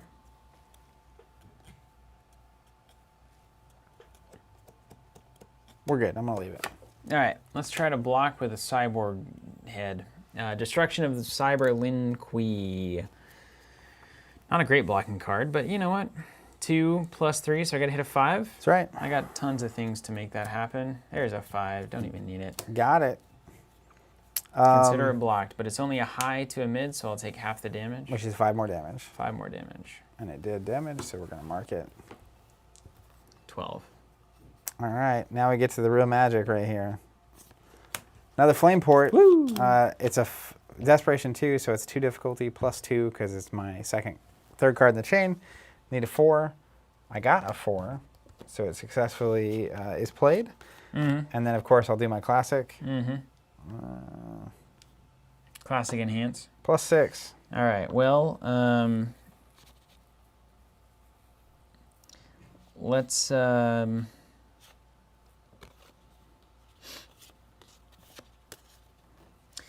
use the Resurrected Revenant. What's it do? It says, commit. So I'll do that. Seal your character, so Sub-Zero gets frozen. Add a foundation from my discard pile to my hand. So I'm going to find something that blocks them in. Right? Nice. Freezing the City does. That's pretty cool. Yeah, it's big money moves here. Making money moves. 2 mid, 2 mid, 2 mid. Okay. So I think they're all more or less 2 mid. So let's get a Freezing the City back. Over to you on the enhance. I will pass. So Satana's saying that card in your pool adds +1 to the block difficulty as well. Every card you successfully play. Oh, right on. Makes it +1. Okay. Well, we can pay for what, 1, 2, 3 things? Yep. So we'll try it. So 2 on the block, +3 is 5, 6, 7. Yep. And I've got a 3 buffer. Need a 4. Need a 4. There's a 3. 1, 2, 3. Can't do it. The block fails. Whoosh. Whoosh. All right. So then it resolves for damage. So it's going to do 9 damage.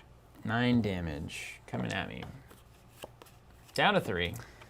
And then I will pass. So these will all get added as momentum. Big Mo. Scorpion's ready. Bonesaw's ready. 2, 3, 4, 5, 6.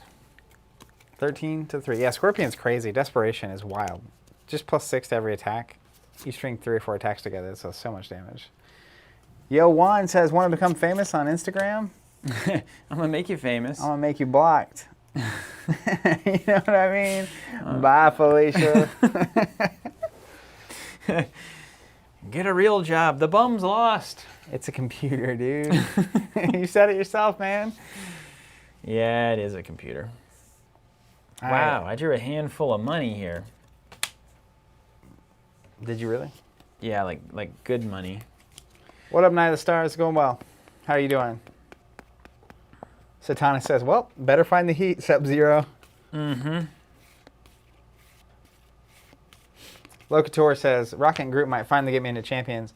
And then he mentions one of my favorite things in tabletop ever, which is, he said, they said all of his events are called I Am Groot, except one that is called We Are Groot, which is, his deck being all I Am Groot, because that's all he says ever, is chef's kiss. It is really delightful. good. It'll make popping cards up horrendous on stream, because whoever's playing is just going to say I Am Groot, Yeah. And it's going to be hilarious. Oh, yeah. Paul, giving you a recommendation, says, in this matchup, Steven may want to seal Scorpion's character as the first enhance. I don't think I can. Are you considered an asset? Are you an asset? I like to think of myself Hardly an as asset, as far as I'm concerned. Hardly an asset. I don't think I have anything that seals things that aren't foundations. So I think technically on my turn, I could enhance my first attack at +6, but if you could seal him somehow. Yeah, that'd be nice. Satana says, I don't see a way that he can. Yeah. You sealed him earlier somehow. You sealed him. No, you sealed him earlier. No, you sealed him. Okay. Yeah, I have a way to do it right here. I give up. Don't seal me. Just let me murder you. All right? Okay. Okay. Destroy one face-down foundation.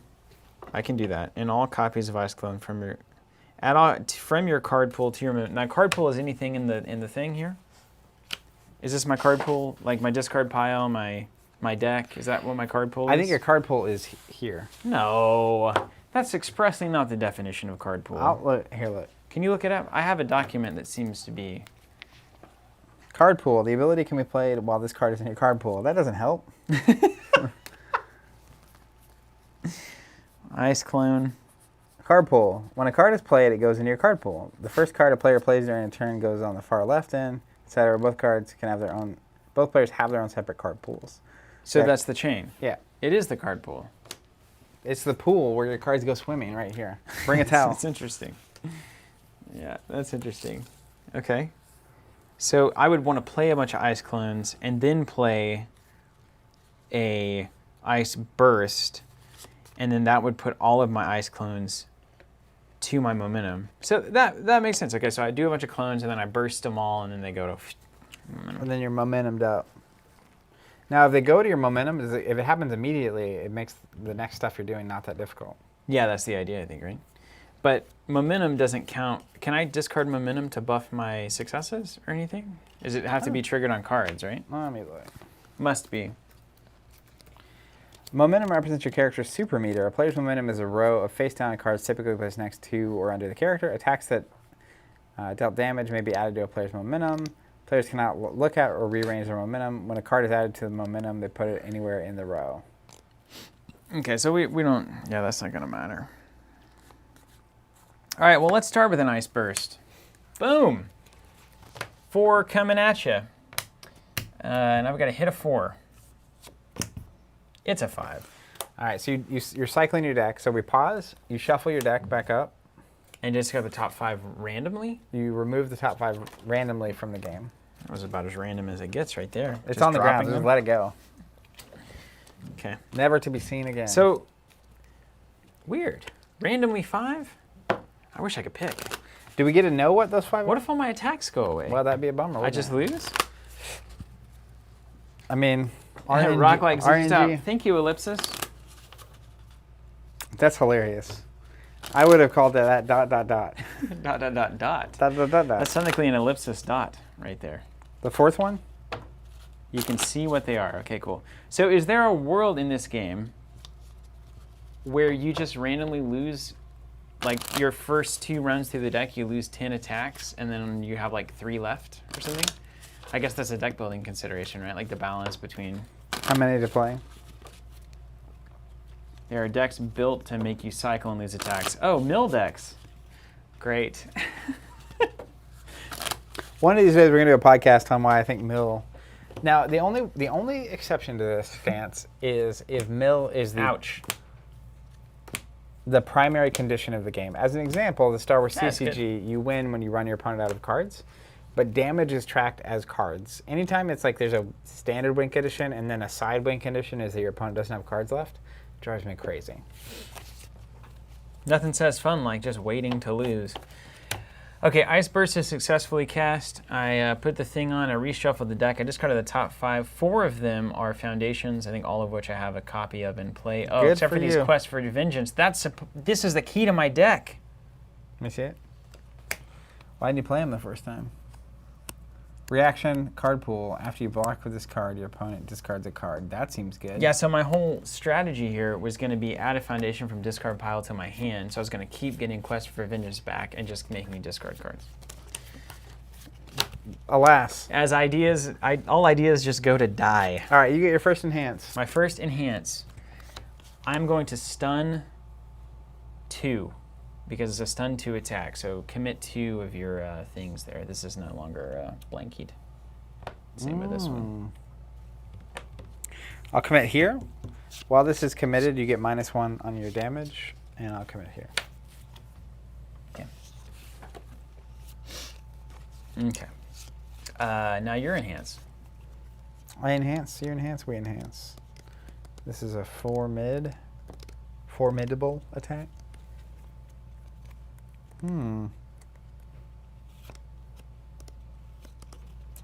Let's pass. Okay. Let's use Sub-Zero. Flip a foundation. No, not yet. We need to seal some stuff. Seal some stuff. How do I get you sealed? Sub-Zero can do it. Ah, yes. Oof. So let's go, your stun attack gets +1 damage. So I'm currently a 4. It's going to go to a 5. Passing it to you, of course. Pass. Okay. You also have stun 2. That's a bummer. I already did it, though. Oh, okay, cool. That's I thought not that all was I something do. else doing that. No, it was the 2 commits there. I get it. Your deck's really controlling. Yeah. Seal this foundation. Your Yeah. opponent seal one of your face-up foundations. Well, come on, dude. This one. Pass. Okay.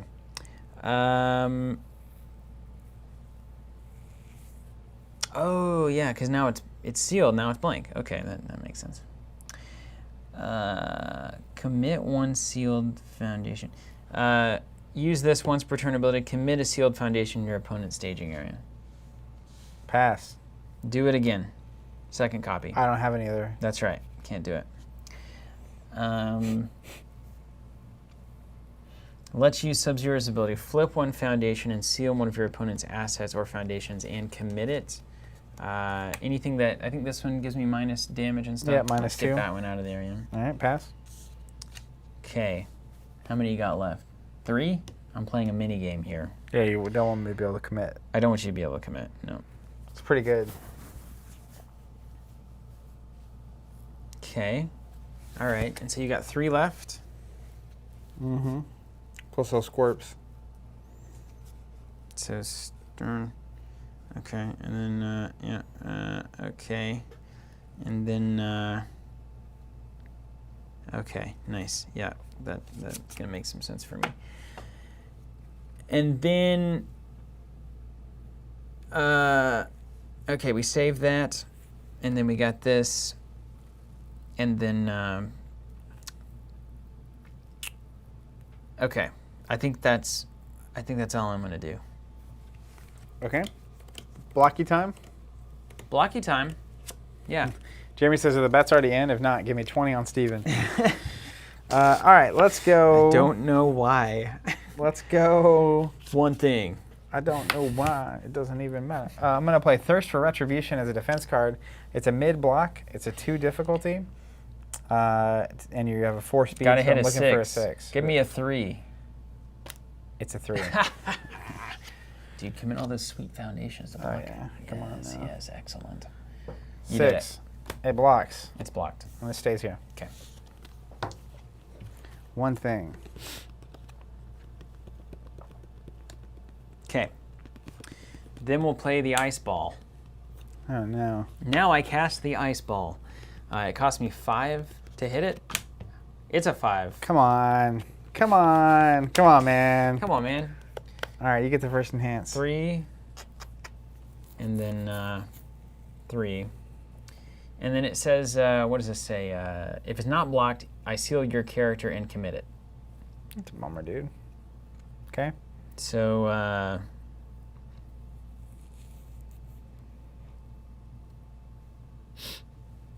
okay.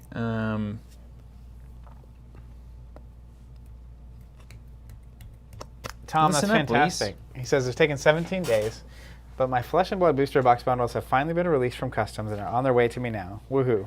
That's awesome. Let us know what you get. Way to fund your country, Tom. That's right. Great idea. Okay. All right. Commit, seal your character, add 1 foundation from discard pile of the hand. That's not going to matter. Destroy before the damage step. Okay. So I'm doing 3 damage at 3 speed, and I have a couple of ways to buff that. If it's not blocked, I seal your character and commit it. Okay. So you're probably going to block that, right? I can't trigger the stun ability. I will trigger this if this attack is not blocked. Seal your opponent's character and commit it. Pass.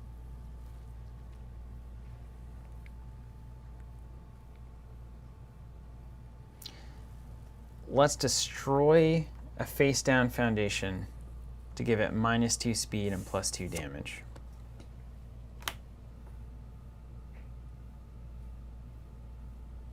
Pass.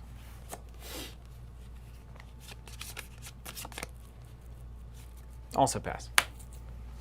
Block step. Block step. Block with nothing. Yay. Take 5. Down to 5. 8. It's getting hot in here. And then you seal Scorpion and commit. You got him. Okay. You have a character E for damage? What? Your stun attack gets +2 damage. Yeah, I want to do that. That one. And I can't see it because it's... If it's blocked, I have to take Yeah, discard a take card. two more. Take two I more. didn't block. Yeah, you can't block because you 6 lose to your 3. card anyway. That's right. All right, we're going to seal it off here with a frost hammer. Here comes the big bat. It's a 5, 6, 7. Hit a 4. Let's go 5. And I can't use the commit abilities on things that are tapped. Is that right? To use the commit ability, you have to commit it.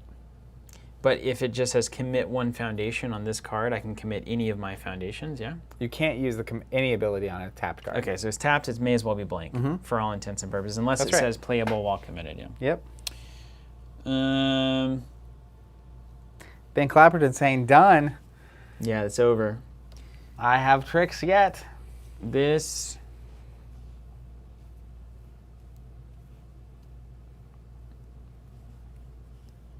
and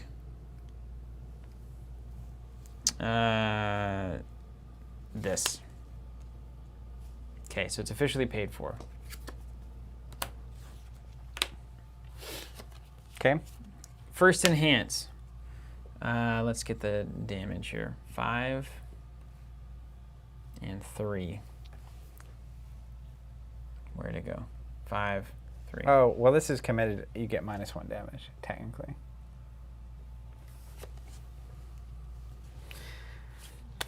All right, first enhance. +2 damage if it's blocked to discard a card. Okay. Pass. Pass. Okay. Commit a foundation. +2 damage. Pass. All right. Enhance. +1 speed for each of my opponent's sealed foundations. 1, 2. Pass. +1 damage for each of your opponent's committed foundations. 1, 2, 3, 4, 5, 6, 7, 8. Oh my goodness. Fatality. Pass. Commit. My attack gets +2 if you have no standing foundations and additional +2. Look at that. You're trying to fatality me. I guess. Finish him. I mean, I don't know what kind of cards in the game that will just can all this damage, but Well, we'll see. they could well be there. You're going to continue to pass, yeah? Pass, yep. I'm just waiting to block. If it has whatever, stun, you can give +2, right? No, I can go and trigger the stun ability to have you commit a foundation, but they're all committed. So I thought he gave a stun attack +2. Yeah, I already did that. Okay. Yeah, it's Cool, already cool. in. Cool. That was my first thing. Cool. Yeah. So, like, as an example, I could do the next one's +2, destroy this, -2 speed, +2 damage, -2 speed, +2 damage. You know, you can see how this works. Mm-hmm. But there's no reason for me to overcommit like that, right? Yeah, because I'm at 21. Yeah. Blocky, Blocky. you ready for this? Mm-hmm. I have Flame Aura. It's a high block, Mm-hmm. and yours is a high attack, so it blocks. It's a 1. It says when attempting to block with this card, reduce the speed of your opponent's attack to 0. Okay, that's good. So this goes to 0, That's good. and I basically need a 1. Oh, right on. So you block. just flame aura my frost hammer. Cool. Yep. Well, you're going to get a 1. And I got a 1, so I Flame Aura'd your Frost Hammer, Cool. You got no cards left, huh? and I'm out. Can you do 7? All right, well, we'll try. Here's a 4 damage Barrier of Frost that's supposed to play as a block, but, you know, it's an attack as well as I can go. Need a 7. 4 plus just 7, 5. We'll do 6, 7. And technically this is here. Yeah. All right. So it's officially played. 4 damage coming in. You got no cards, so this is just free for all, right? Yep, 4 damage, it's -1 because of this card. So 3 damage total, Down to 4. and then 3 speed, yeah? I don't have any blocks, so it's Yeah, so we'll down give to it 4. +2. Down to 0. Dead. And dead. Okay, I get it. So I feel like it's build, and then go crazy. Build a couple of big turns. We're just bad at it too, probably, like most games that we first start out. I wonder how... You probably just don't attack as much. You probably hold a lot more blocks. You kind of play a more balanced. I think the Sub-Zero game is obviously a little bit different than... Will you do Ryu and Chun-Li? Yeah. I'm making some more water too. You need anything? Nah, I'm good. Ubi Doob, has Zach won a game all weekend? It's not even the weekend. It's not even the weekend. But Smart Money says no. Zach is a known loser. What can I say? Satana said turn 2 kills happen here and there. Mostly it goes 3 to 5 turns. So that's actually about where we were. Pay him. Thanks, Josh. Said that was a fine first game. Great work. This isn't that complicated. Again, the only thing I would say is like out of the gate. So obviously, if you've been playing this game a long time, we said this on the podcast a lot. You clearly love what it does, or you like how it works. So given the case that you're still playing, especially if you've been playing for 14 years, you're doing that because you love the way that the game plays. So any kind of initial impression that we would have, you would probably say, well, no, because that takes away from one of the reasons that the game is so good, which is totally relevant. But if we're just looking at this objectively, which we've been trying to do over the past, again, like 19 weeks, checking out some of these old games, you kind of see certain games have common things. And one of the issues that games will have is just the ability to keep track of things as they happen on the board. Middle-earth is pretty bad about this. When abilities are triggered. Actually, the Lord of the Rings TCG was very difficult because you'd have like 6 different things on the board that all buffed your elves or your dwarves or did certain things. And then if your opponent has 3 characters in the enemy pool, then all dwarves get +2. So we were having to figure out how to actually make that a manageably understandable board state. And it was very difficult. So there is some of that from some of these older systems that it opens up, like there's like 17 different triggers that could happen. But you start to wonder how much of the game is you being able to keep track better than your opponent rather than actually having the best strategic decision making comparatively. And so when you find where games can improve in that, I think it's worth checking out. Like again, easy examples are if a card, for instance, only ever had 1 enhance ability on it. Obviously, maybe your character could have 2, but that would at least let you mark it with something. Because as it is now, you'd have to mark in a specific spot to say, I've used this ability, this attack, and now I've used this second ability, this attack. It could be a 1 marker or a 2 marker or whatever. Because I imagine there's some games that you would get to the end of a chain where you have a really important decision to be making, and then you're both looking at each other saying, now, I can't remember, did I already use this +2 boost or not? I just can't quite decide. And I'm going to guarantee that happens here for sure.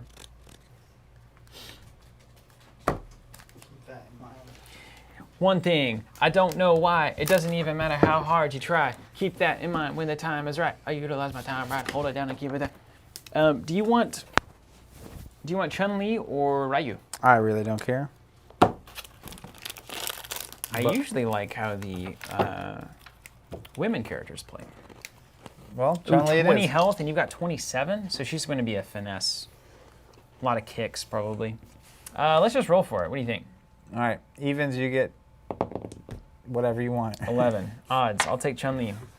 We both knew that's where you were going. We did it.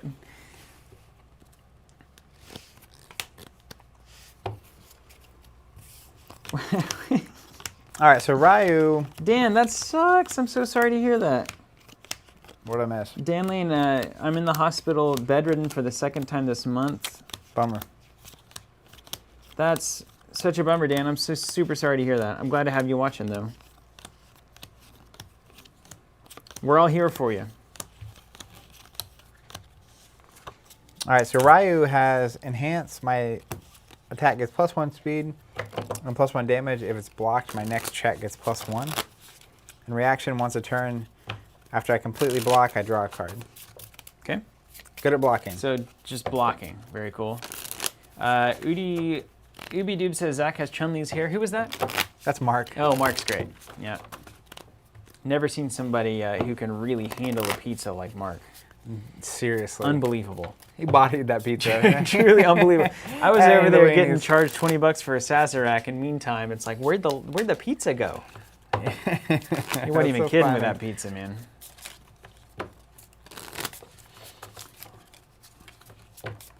Swanzo said that poor Zach looks miserable. I'm not.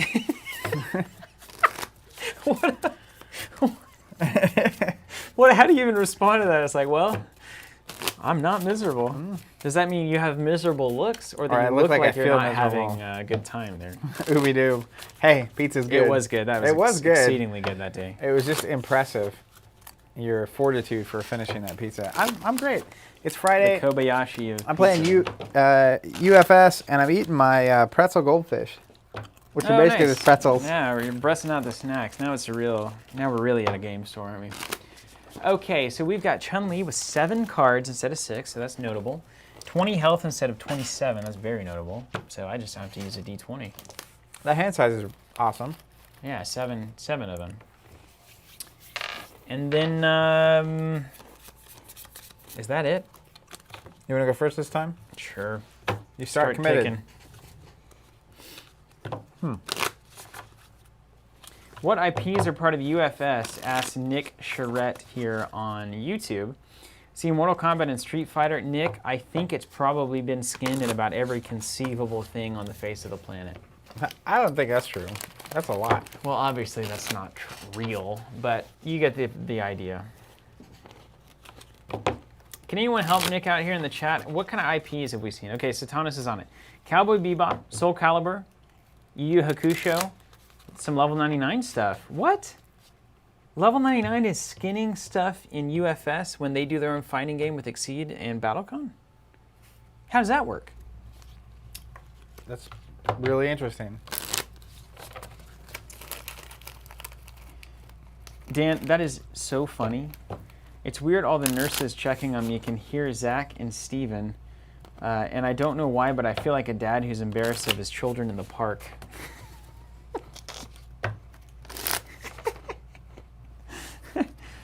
When is moving day? Asked Matt Resner. This weekend, probably? Next Friday. Next Friday, that's right. James Parsons saying, practical question. You're going through the fun experience of getting to slowly drink up all your beer now, too. We actually have been through that experience. Now it's just gross. That native amber we had last time was actually a little chewy. Yeah, it was not good. I didn't want that at all. Chewy? Yeah, I'm not drinking that again. Yeah. Yeah, because isolation started in March. Most kegs are good for roughly 3 months. Jasco and 1199 apparently good buds. All right. Yeah. Yeah, James, cheers to you. You do bottles, though, don't you? Primarily? I thought about stocking us. Because, I mean, bottles don't go bad, but it would be, you know, may as well see about it. Yeah, what are you going to do about moving day with the with Return to Forgotten Age and Arkham and all that? Well, I'm going to have to solo. I can play both characters. I'll play two-handed. Two-handed? It's the day Return comes out, so I get my upgraded survival knife. Mm-hmm. My plan was just to get here by 1. Oh, so moving early? Mm-hmm. Wow. You think Zach looks miserable now? That's why you hire movers, man. Oh, that's right. Okay, yeah. I forgot you're an adult now. I'm gonna make a mimosa. So I don't have to. I'm gonna sit back as other people carry my stuff. I don't have to spend 7 hours in a truck moving all your stuff to get a pizza and a Coors Light. Yeah. Honestly, the whole moving, I provide pizza and beer is. I get it when you can't afford to pay movers, but like, I would sacrifice quite a lot of things that I would normally spend my money on in order to make sure I didn't have to put myself or my friends and family through that. Yeah. Swanzo's saying, oh, I see, Zach's not miserable. He's just a man going through the stress of buying a house and moving. Yeah, that's basically the idea. Also, Freeman Gaming, designer of UFS, says at one point back in the day, Horvath was in talks to make Star Wars UFS sets. That eventually turned into a game called Star Wars Destiny. Hey, I don't know if I've seen a better compliment than this right here. The 80s wrestler. From Night of the Stars, says Zach looks like an 80s wrestler. All right, so my strategy is basically play all the foundations from highest cost to lowest cost on your first That's turn. exactly my strategy. Okay, how did we get there already? All right, here's a 3 cost. To avenge a loved one. Got to hit a 3. Hit a 5. Then we'll play... Just going to be over here eating my yeah, right. Fish.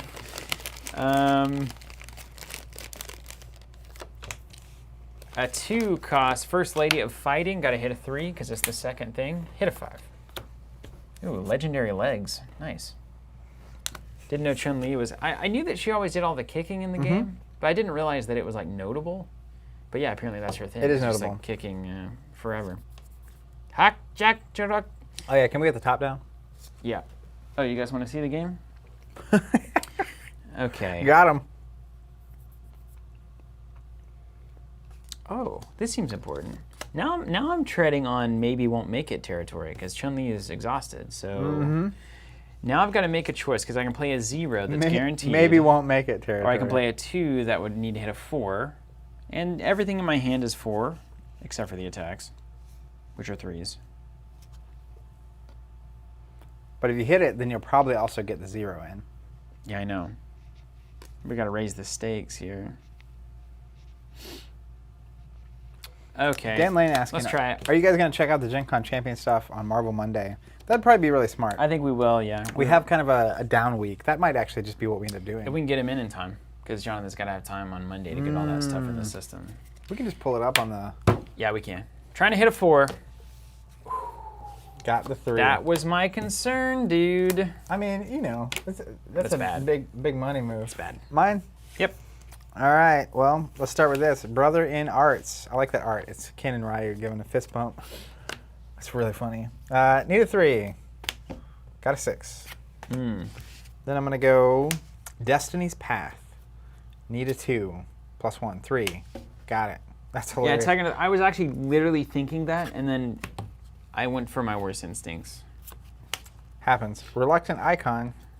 Need You're gonna a fail. 4. You're gonna fail too. I got my character. What up? Dang it. And then I'm gonna go ahead and risk it. Let's look the devil in the eye. I need a 1, 2, 3, a 5. Got a 3. Failed. Yeah, he's laughing now. You're up. All right, everything ready is I can discard a card. I'm not good enough to know that yet. No, I'll discard this one. No, I won't. 4, 5, 6, 7. Well, keep building, right?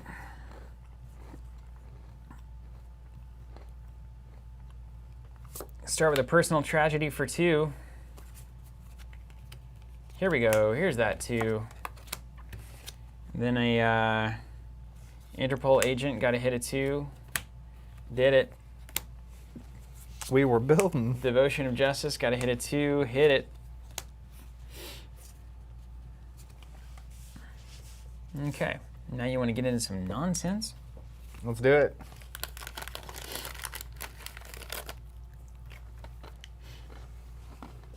Can I gain vitality in excess of my max health? You know that, don't you? No, I don't. I know you don't. Okay, so no, I'm just gonna keep going here. 2, 3, 4, 5. Try to hit a 5 here. It's a 5. Done.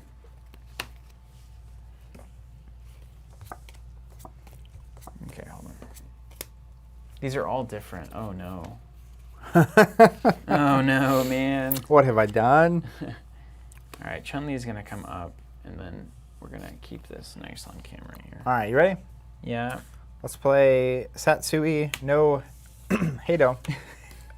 Almost died. Don't worry, the pronunciations will only get better. I think that's how you say it. Satsui I hope you said it how you think you're supposed no to. Hado. Hado. There you go. Sounded like something in here. Need a 2. Got it. Let's play Way of a True Warrior. Need a 3. Okay, can't exceed Got your it. max vitality. Good.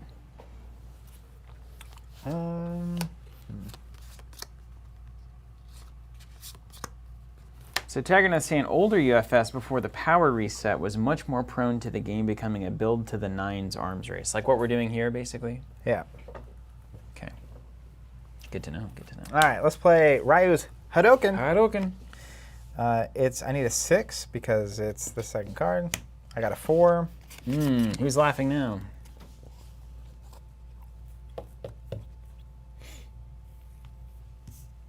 Five, 6. Okay. Coming at you. It's a 3-speed mid. I get the first enhance. Enhance. What does range mean anything fancy? Oh, you have the EX thing too. That's important. We looked up EX. What's it do? Do you remember? No. Let's see if I can find it. I got it already. Grants the ability discard 1 or more momentum to give it plus speed. Well, don't have any of that. So once you've got momentum, you can discard to give it. This would get 2 extra speed when you triggered that, basically. Okay. I'm going to use this enhance on Ryu. My attack gets +1 speed and +1 damage. And if it's blocked, my next check gets +1. Are you going to play more, you think? Maybe. Okay.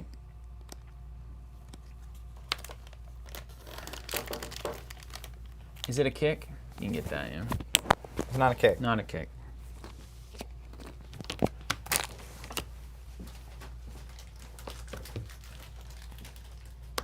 Oh my gosh, to avenge a loved one, you are so good. What? If the speed or damage of your opponent's attack is above 6, reduce it to 0. Oh my. Your kick gets +1 speed. Discard 1 kick from your card pool. Your kick or... Oh man, this is going to be hard to play well. Oh no. I'm going to have to think a lot. I don't play games to think. All right, so commit, change it to low. Okay, I can do that. Not going to matter.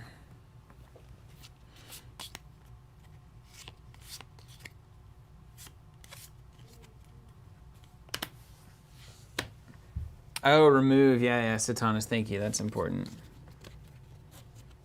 So is he going to play more? What's in here? Is there going to be more attacks played?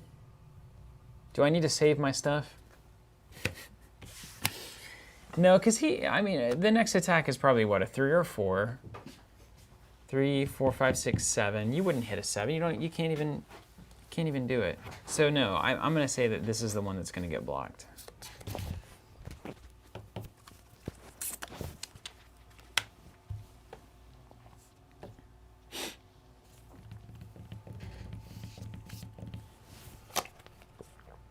You know, what is that, a mid for 4?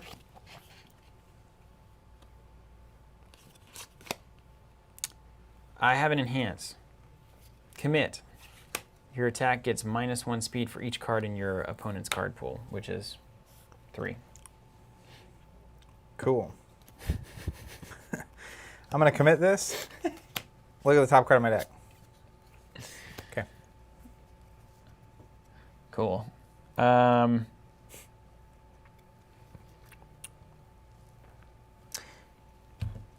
Pass. Pass. Blocks. I'm going to play a Hadouken. 0 + 1 to block. Mid. Full. Did it. Okay. Who's laughing now, Ryu? Who's laughing now? You block it? I blocked. Good. Then, let me do the math. 1, 2, 3. Oh, it's my cards that are... Okay. Yeah, I'll pass. That's right. Called it. Called it. Okay, here we go. 1, 2, 3, 4. 1, 2, 3, 4, 5, 6, 7.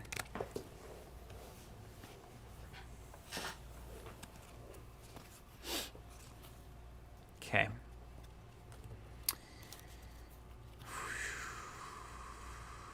Oh, wow. How many cards you got over there? 3.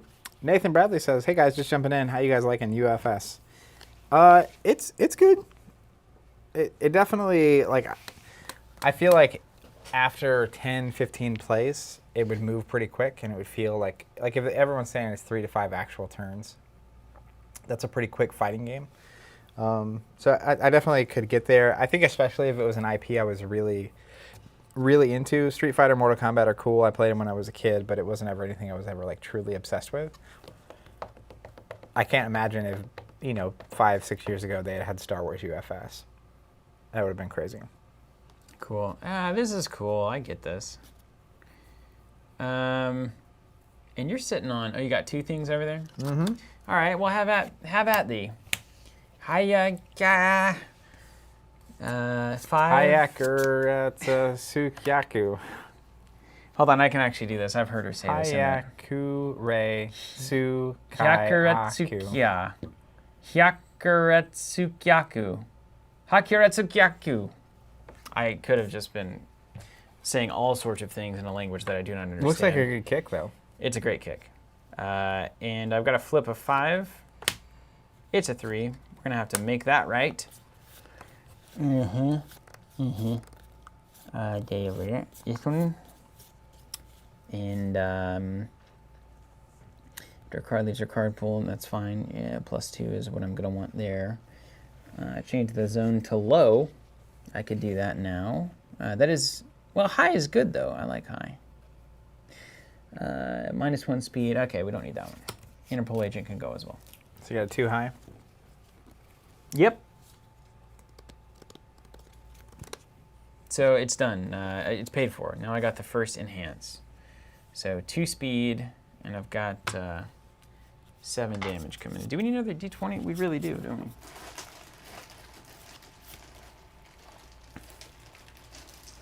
Don't worry. Bag of dice is here. 7 damage. Okay, for my first number.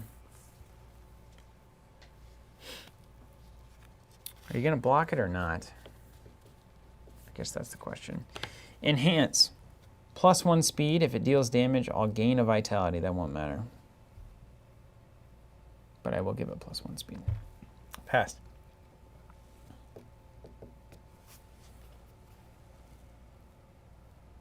Are you even going to counter this? Oh, stun 2. Enhance. Pass.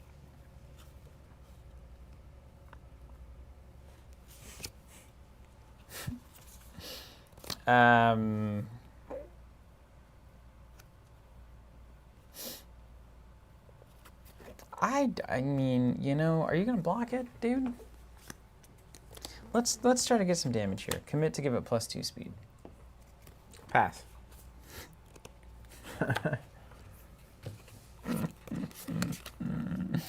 Pass. No blocks. To blocks. Ooh. Take 7. Take 7 the hard way. Score's even. Okay. Then let's do a spinning bird kick. Nice. 5 coming in. Here we go. It's a 3. So this probably doesn't matter as much, and this doesn't matter as much. 5 in. Okay. This is a 3 mid. Kick coming in. 3 doing 4 damage, and I get the first enhance. Chun-Li +1 speed. Enhance. Over to you. Pass. Commit. Discard a kick or range attack from my card pool. Wow. +2 speed. And the difficulty. I guess the difficulty wouldn't matter. It would matter on the next On thing. the next one, yeah. I'll pass. If this attack's speed is 6 or greater, it gets +3 damage. Pass. Getting beat up. Indeed. Getting kicked around this mat. Pass. Blocks to you. No blocks. Take 7. Taking 7. Down to 13. I'm in desperation now. Okay. Then, okay. Oof, yes. Try a like father, like daughter. Got to hit a 3. Did it. Play some legendary legs. Got to hit a 4. Did it. Nice. Play an Interpol agent. Got to hit a 4. Did it. It's getting out of hand. We'll try to play a personal tragedy for 2, 3, 4, 5, 6. 3. Fails. End of turn. End of turn. Back.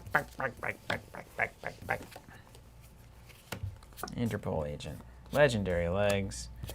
Father like daughter. And the bird kick goes away. All right. So exposed though. Look, I've got 1 card in hand. Now's your time to beat me up. It's game time. Let's go. Ryu's Shuriken. I need a 5. Hadouken. Got a 3.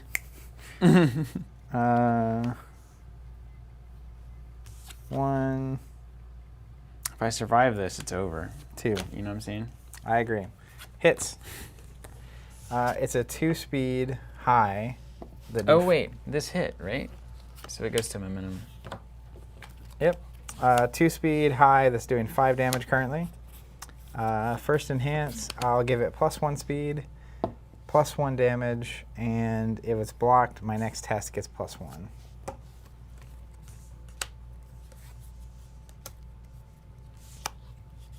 Pass. Enhance, if it's blocked, add a foundation that I can normally play for my hand in my staging area. You just drop one in? Yep. What's your staging area? This? Yep. Pass. I'll pass. Blocks. Pass. All right, you take 5. Take 5. Wait, I just actually went down to 5. That's not right. That would be Not good, not good, not good. sick. Ryu Shuriken. A 4. I'll commit. You're just doing that uppercut thing. Over and over. I've played that guy before. Pass. It has 2 speed. I'll give it +1 speed. What are you passing? +1 damage. It should have for 6. I was at +1 damage last time. Pass. You should be at 14. Okay. Do I just have to believe you on that, or do you have a record? It's his thing. It has +1 speed. Okay. I'll enhance. If you block it, I get to play a foundation. Pass. I'll pass. Take 6. Pass. Unless you block. 8.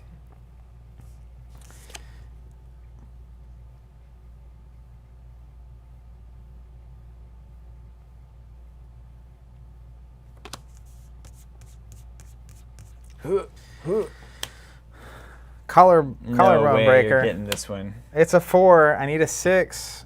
We'll go 5, 6. It's a 3-speed high doing 5 damage.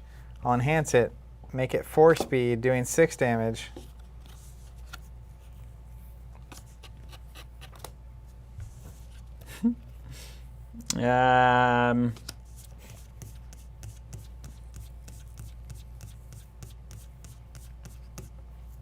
Pass.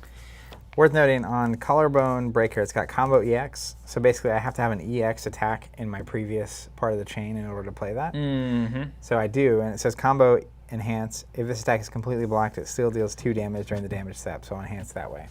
So if you block it, it still does 2 no matter what happens. Mm-hmm. Now, does breaker trigger something? Breaker 2 has to mean something. Breaker, breaker. Breaker, breaker. I'll look it up. Breaker, breaker.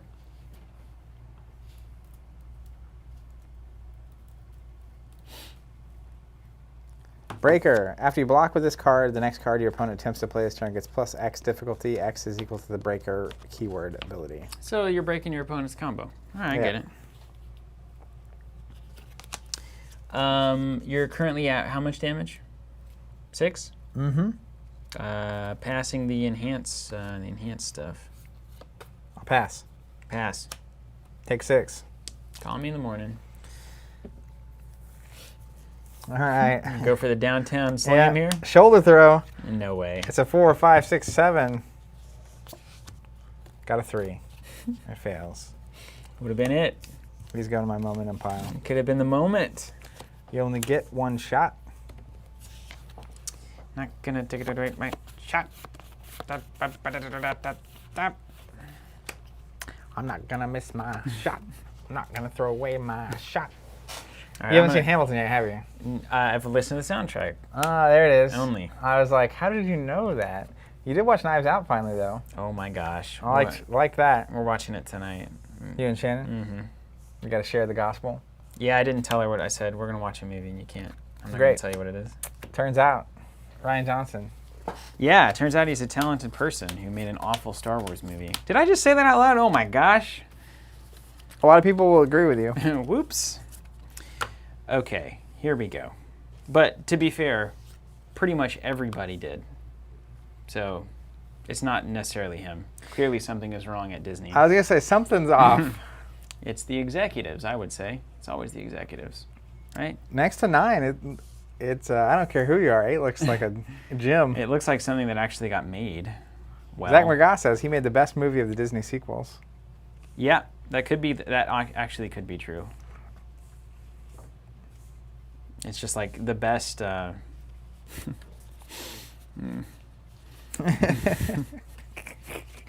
Almost went there. Yeah, it's like the best. You know, the best way to get I think punched in the face is with a boxing glove. You know. I'd rather get punched with a pillow or something. You know. Yeah. I think if 9 says anything, it's that there's a lot of. I think there's just a lot of like trying to make something people want instead of just making what you want to make. Ooh, got some scandalous Chun-Li art here. Better not play that one. All right, how about the bun? Starting with a Hyakacha Rajaku. Kick stun 2. HYAKUR for Bryce. 5. Hit it. Didn't even have to try. First enhance. +1 speed if it deals damage, gain 1 vitality. So I'll put this here as a reminder. And we'll add our speed die here. And we'll add our damage die here. Pass.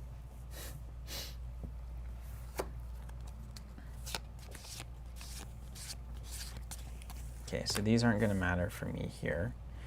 We're going to take a +1. Yeah, this probably won't matter. So I'm gonna make a stack of things that don't matter. Okay. That matters the least. Speed. If your attack speed is 6 or greater, okay, gain 2 vitality.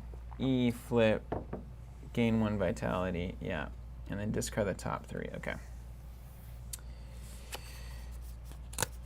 Okay, so let's do. You've got nothing. You've got nothing. Hadouken. Let's. I've got to make it count. I've got to make it count.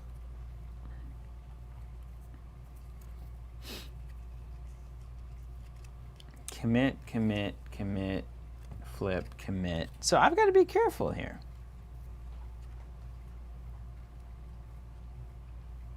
Pass.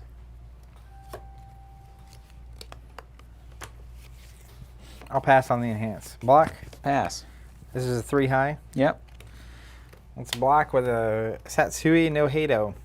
I needed a 6. You won't get it. Got a 5. Let's make it a 6. Whew. Blocked. Consider it blocked. And then what does that say? If my if it deals damage, gain 1 vitality. I don't get that vitality. I needed that vitality. All right, well, how about some of this? Kikosho! This seems bad. If my last attack was blocked, this is -3 difficulty and +3 speed. Gotta flip a 3-4. There's a 5. Kikosho, here we go. On a 6 speed. And 6 damage. Yikes. All right, you get the first enhance. +1 speed, and if it does the thing, then etc. Okay, pass. Okay.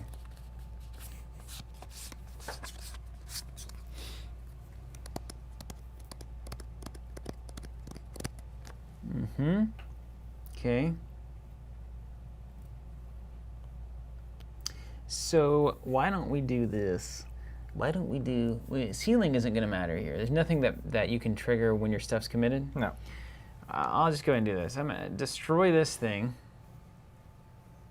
Gain 2 vitality, because my speed is 6 or greater. Nice. Yeah, who's laughing now, Ryu? Ha-ha. Pass. Okay. Let's... so I'm kind of running down the line here. I'm going to gain 1 vitality if this hits, so we'll mark that. Yeah. Then we're going to do here, commit. Okay. Discard the top 3, +2 for each attack card discarded. 1, 2, so +2. 4. 2 damage for each attack card. Oh my. And then you shuffle and discard, so you're up to 10. 10 damage. It's the knockout punch. Gulp. Okay. Live chat, guys. Okay, hold on. We missed something here. Now they're talking about Star Wars. I was Okay. watching. The Star Wars holiday special, man. How about that? DJ Shadow pulled a sample from Boba Fett from that holiday special. And I've been listening to that album. I think it was Introducing or Preemptive Strike, which you guys should listen to. Those are the only 2 albums worth listening to from Shadow, unfortunately. And I say that as a huge fan, but really. There's a sample in one of those tracks that's You Are Alone, Maybe I Could Help You. I've been listening to that for years. Loved it. Didn't know where that was from. Happened to watch the Star Wars Christmas special. Heard Boba Fett say that, and it blew my mind. Yeah, of course it does. I lost my mind when that happened. So you're cycling, you reshuffle your deck and discard pile, and then you remove the top 5 from off the game. the top, removed from the game. Okay, so I just hit the legendary legs and hit a +4, and then it's over to you. Pass. You can't use legendary legs on a Kokosho. It's not a kick. Good luck with that. Yeah. Well, here's what we'll do. You had 4 left, right? Yeah. And it was an attack, and I had 3 cards left, so I'm just going to take 3 and discard these. Did it. You can't have legendary legs on a blaster. Right? Fair enough. Yeah, that's totally fair. Totally fair. That makes sense. All right, I'll still pass. All right. Yep. I need to make sure. Hold on. All of this is wrong because this is not a kick attack in any capacity. So none of this works. This doesn't work because a kick attack's +1 speed. That I didn't do. So everything else is fine. Kick attack is +2 speed. Kick attack, kick. Okay. So I just need to be kicking. Always be kicking, as they say. ABK. So then I'm passing everything. Oh no, here. Chun-Li E, your ranged attack gets stun 1, but there's nothing left to stun over there. So Yep. This is it. This is all. Take 6? Take 6. No blot. Oh, wait, here. Add 1 kick attack from your card pool to your momentum, and then ready a foundation. So you can add this to your momentum and ready a foundation. Yeah. I could do that. What you should have done is made this kick +2. Yeah. I got more kicks. But I though. blocked it. I got more kicks. Okay, you're good. That's the idea, yeah. Yes, James. Introducing organ donor. That was the OG. Honestly, I like the building seam with a grain of salt is my numero uno. Did you take 6? Yep. Okay. Combo kick. Okay, so I've kicked already, so I can kick again. Your opponent, if it's actually your opponent discards the. Oh wow. Here we go. Spinning bird kick. Starting off with 4 damage, 3 speed. So this is you have to pass a 6 to succeed? You need a 6. 3. There it is. 4, 5, 6. Okay. Consider it paid. Enhance. Enhance. Zoom and enhance. Let's give it some legendary legs. Commit. Discard the top 3 cards. 1. See you, Freeman. Thanks for being here. Miss. Excellent. Excellent. Yeah, take care, Freeman Gaming. Having some fun. Thanks for designing it. Taking a look at it. Great stuff. Done. Oh, wait. Technically, I need to discard the top 5 first. All right, then the next one. Oh, gross. Oh, you missed. Look, that's some legendary legs right there. Am I right? She does have legendary legs. Wait. Failed. Oh, right. These are gone. Discard them forever.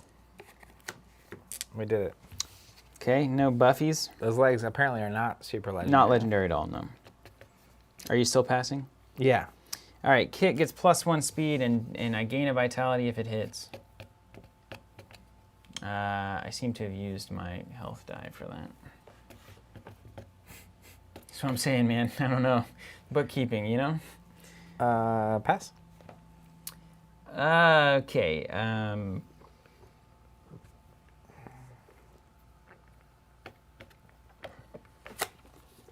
I'll pass. All right, I take 4. Take 4. Boom. Call me in the 3. morning. Steven pulls ahead. Tenku Kayaku. Tenku Kayaku. 4, 5, 6, 7 on the flip. That's what I needed for my legs. 3, 4, 5, 6. Which one's more important? +1, +1, +2, +2, +2. Yeah. Down to just Chun-Li. Paid for it. I do like that. Mechanically speaking, it's cool. It's pretty cool. You kind of, and you're exhausting yourself completely out. So if you miss, you're in trouble. All right. I'm just gonna stack these up. Yeah. Okay. So you have a 4-speed. Oh, I could have plussed that. That's important. Never mind, it's fine. 4-speed high. Mm-hmm. Dealing 4 damage currently. Wait, what does EX do? I don't remember. EX. Discard 1 or more momentum, it gets plus speed. There's a million different ways that could have gone well. All right, combo kick coming at you. You got any enhances? Oh, yeah. Let's enhance +1 speed, and I'll gain a vitality. Technically, I did that last time. I got the extra one.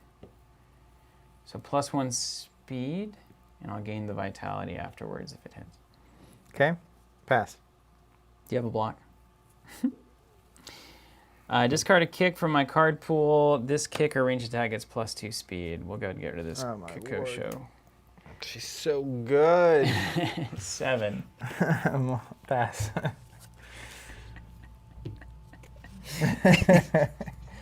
Oh. You got anything else? Flip one of your opponent's foundations. If this attack speed is 6 or greater, you discard all your momentum. Are you serious? Yeah, I'm serious. That was my whole plan. I thought it might be it. You know, flip one down, doesn't matter. I got Yeah, this it one. doesn't matter, doesn't matter, doesn't matter. Pass. Pass, pass. I'm going to block with a wanted man. Good luck. I need a 10. It was only a 5. How is that supposed to work? I need 11, actually, because of my second card. So I take it to the face. Yeah. You broke my jaw. So we're playing like we used to play Flesh and Blood, right? Like the early days when it was like... Flesh and Blood? Flesh and Blood. The card game. You remember that one? That we used to. Like, Currently it's like an selling? old game. Well, we're playing it like we played early Flesh and Blood, which is Oh, yeah. go all out on the attack, and then don't defend anything. Go out on the attack, don't defend anything, go out on the attack. So I feel like there's a more balanced thing that we would get into once we actually played it a lot more. The interesting thing, and I don't know if it was just the cards I was drawing, but Ryu has this reaction once a turn after you completely block an attack, draw a card. I only did that once. Yeah, you need to block more. But all Idiot. the blocks I had a 3. Like, Oh yeah, he's bad at blocking, but it's good if it happens. yeah. That's an interesting So form. then there's 2s. Do you have things that lower my speed a lot? Sometimes I... But like he has all of these 3s. But check it out. This is what he's all about, though. This is what he's all about. Hold on. Yeah, I would love to get those Keep cards. slapping, man. If your attack gets +1/+1, no, that's not. So if you get blocked, it's bad. If you block, it's good. Yeah, And but like, there's not a lot of stuff that's gonna let you do that. These are blank. So these are my 0 blocks, my 4. Then it's 2s and 3s, but it's either no block, 4 0s, and the rest are 2s and 3s. So you're also hard. You can't block things well, but you also are very hard to block, because all your stuff does stuff if you get blocked. Okay, so you got Fallen Master. You can give things -1 speed, so that's a good way to start getting that there. Don't worry, we're gonna crack this thing open. Yeah, that's about all you got, I think, to help you here. Satana says, you're seeing some of the difference between before and after 2018. Starting with Cowboy Bebop, they made Foundations block better. Okay. So like your Foundation cards are both the resources and your standard blocks, right? Yeah, Which is good. which makes sense because you can hold a resource. You're gonna have to choose: do I want to play this for long-term benefit, or do I want to hold it for now? And if the game is Which is a only good 3 choice. to 5 turns, then that's an actual decision.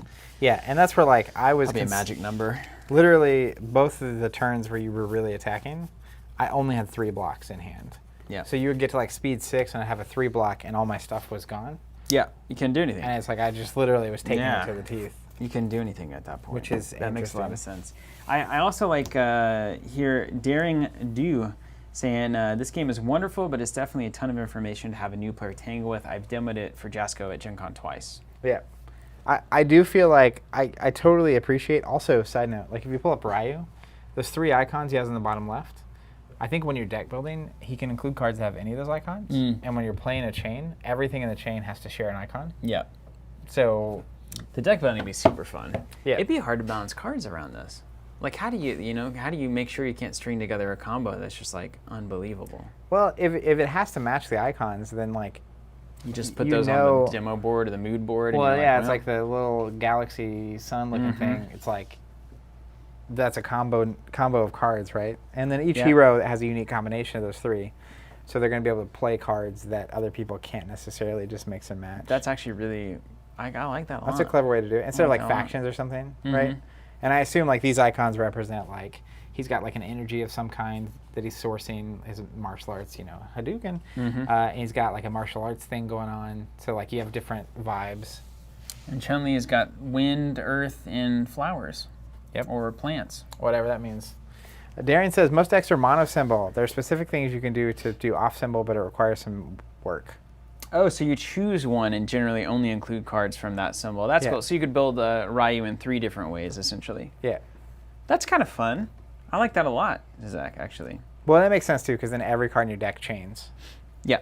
Which that you don't want to get caught where you can't play certain cards. Makes a lot of sense. All right, let's pull out. Let's see what do you think? What's the take here? I definitely things I really like in general. I like the way the chain works. I like these twins. Like the reality that it's like every card you play on offense or defense subsequently gets harder. Yeah. So it naturally caps how combo you can get. I also think it's very clever, like Skytear and Flesh and Blood are doing, the way they're using the corners of the cards for various stats. Look at dude. They have 5 variables on the. Not even getting into traits, because a card it costs a certain number. It blocks for a certain skill level. There's more than that. Way more. It blocks a certain spectrum. It's got a resource cost in the bottom corner. Resource in the bottom, damage. And it's like a high, mid, or low attack with a certain speed, and then it's also a certain amount of damage. Plus, like this Ryu's Hadouken has EX2. It's also ranged. It also has 2 enhance abilities. Yep. So like, there's a ton of stuff going on in this. This is why you can make it last 14 years, because you have an almost infinite number of combinations across those variables. Without text. The reality is like, the number of things that are on the table could be a lot, but at the same time, like I look at this Hadouken and it's like, that's not that much text. Yeah, like the actual card text. And then the deck building icons on the left, that's also, yet another thing, right? Which is like, you can print the exact same card with 3 different icons, and like, it's a different and it goes, and then thing. It blows up in different ways. I was able to separate my foundations really quickly into things that matter on your turn and things that matter on my turn. That makes sense. And it was like, that was 50% of the burden was basically removed. I didn't have to read everything throughout the game. Well, and I think that's where like, there's clever, once you are building your deck, what your foundations do and which ones you're looking at and what they combo with. So I think after like 5 or 6 plays with a deck, particularly after you build one, you're not going to have to reference what those do very often. Like, you know what you're trying to set up. It's just your opponent's nonsense. I think I love, if I had seen this back in 2006, right? I love starting with your character on the table. I really love that in Destiny. That's a thing, right? I think after playing Thrones, the card game, for a while, where like you can run 4 copies of Daenerys and Drogon the dragon, but you might not ever see them. And then like started playing Destiny, it was like, oh, if I want to play Vader, he's just in play. That's an upside. So you just get to pick your character. I love games where you're playing a single character. Things like comparing it to Flesh and Blood. One thing I really love about Flesh and Blood is that you have a weapon that you get to start with as well, and you also have your armor. And so instead of having these things stack out on the bottom, like you could imagine, it's like you pick a technique, you pick various pieces of whatever you're doing, and then it's like those start, that's what you're referencing, and then the rest are just generic resources. That is the one thing that I will continue to come back to. So we did a lot of these fighting games because Flesh and Blood recently is a featured game of ours that we brought onto the website and doing content with and selling booster boxes and all of that. Soon to be singles as well. But we wanted to see what all the other kind of mono games over the years had done and how they had handled resolutions of combat and conflicts. And one thing that I noticed in both Dragon Ball and in UFS is that you still have that kind of classic CCG idea of over the course of the game, we're going to keep building this board to bigger and bigger heights. It's kind of cool. It's really cool in UFS that it's always a little bit of a risk. Well, not in this case. Sometimes it's a 2 and you know there's nothing lower than a 2, but you can like, maybe I'll get this resource and play, maybe I won't, which I do like that aspect of it. And DBZ kind of did that in a similar way where you can either choose to take like more or less a pass turn and lay out all that stuff, or you can go into combat. Yeah. But with Flesh and Blood, the thing that I do love the most is it seems like they're using armor like the support cards would be used. They generate resources sometimes, they give you extra abilities, etc. You start with them in play, and over the course of the game, you really don't add new information to your opponent's side of the board. It gets smaller. Yeah, so like I look at the 4 things you're bringing to the table, I have an understanding, and they're very minimal effects. And so then we just resolve cards and move on, resolve cards, move on, resolve cards, move on, which there's no bookkeeping really involved, right? Even you do something, you flip it over, you put the broken token on it.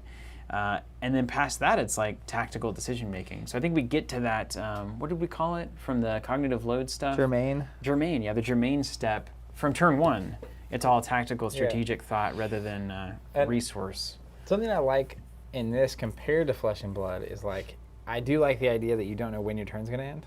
That is cool. Like if it's when you miss. You like the push your luck stuff, though. Yeah, and it's like it's just a risk management situation. But at the same time, I think the downsides of this game to me are it's a lot of information to manage, and there's a lot of stuff going on. I mean, very quickly I had like 10 cards down. Yeah. And they're in play, and they have static effects that I need to remember and reference. But I mean, for a 2006 designed game, this is actually way more streamlined than I expected it to be. Yeah.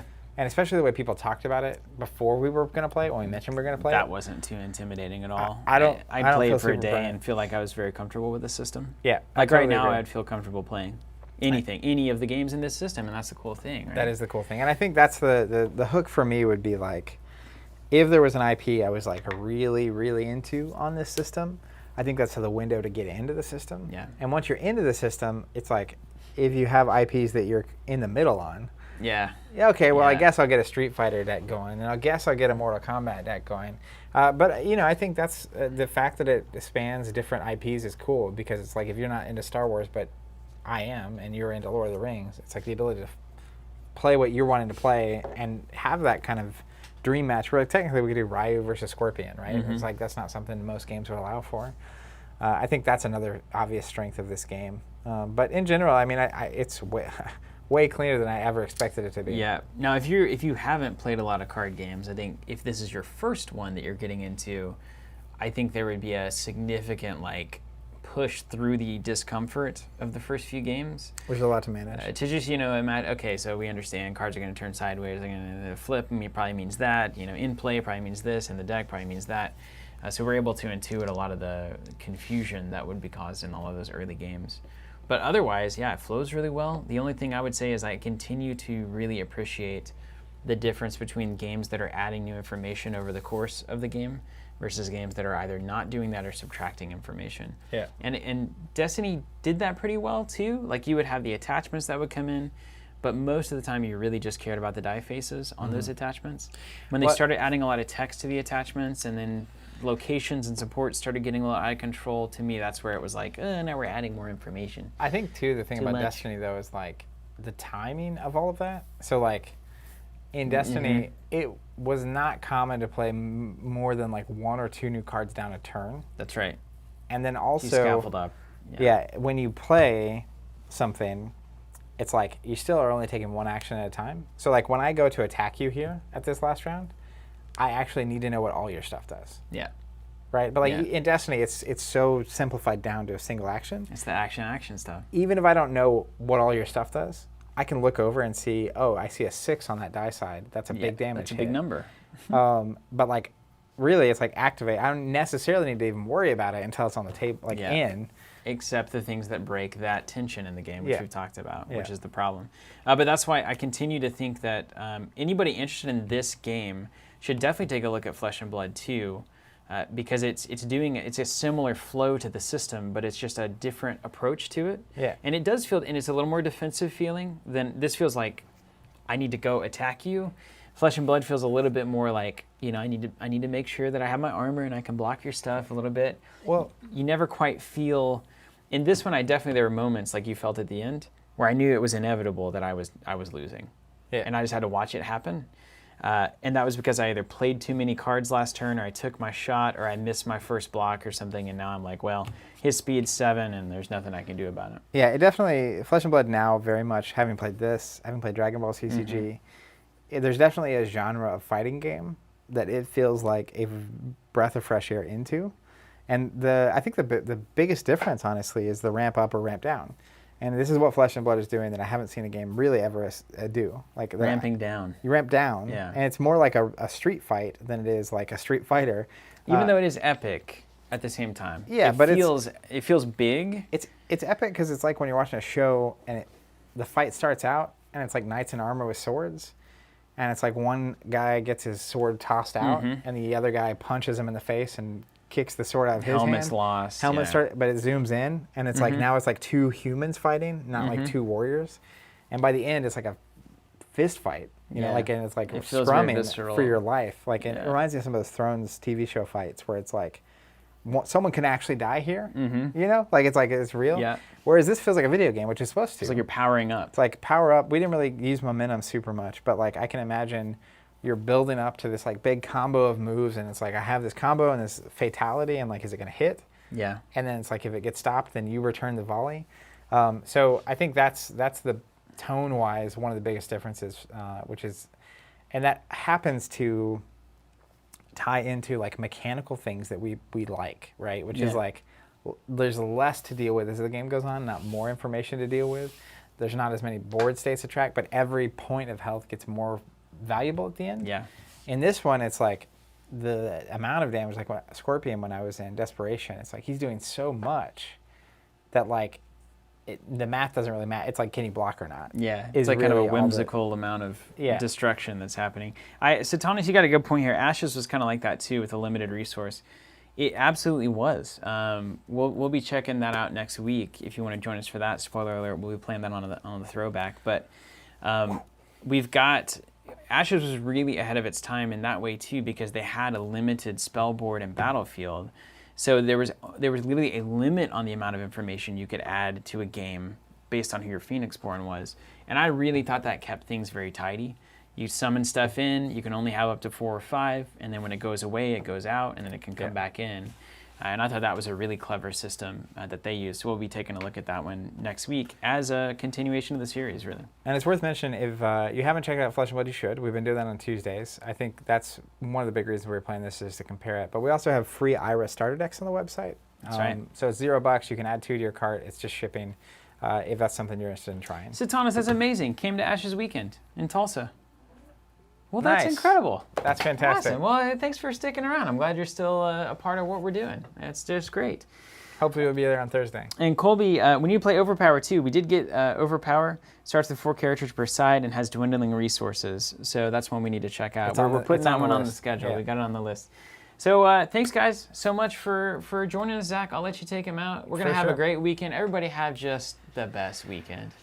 Just make it the best. The best weekend ever. Just know that Zach's going to be moving soon, so he's going to be hating his life. Doing all the pre-moving stuff this weekend. Yeah, I'm trying to get a septic tank installed on 11 acres outside of Bristow, Oklahoma, and let me tell you, there's more to it than I thought. DEQ and perk tests. Always is. There's always more. You might have to go aerobic if you're too close to a body of water, and that has all sorts of maintenance associated with it. Also getting a well dug. And let me tell you a story real quick before we get out of here. So getting a well dug is basically like trying to communicate a complex idea to your 95-year-old grandfather, because anybody who can dig a well right now is literally 95 years old.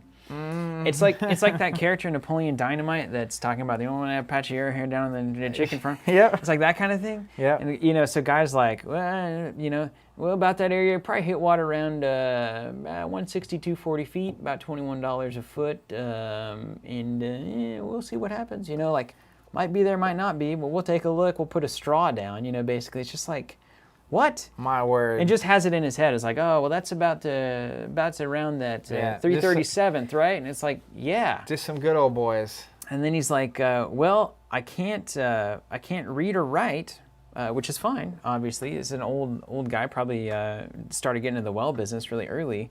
So no emails or anything. You just have to call me, and as long as I answer, then I can get out there in about a week. But I'll have to. I can't really. I'm not going to write it on a calendar. So sometimes I do forget. So you have to call me back.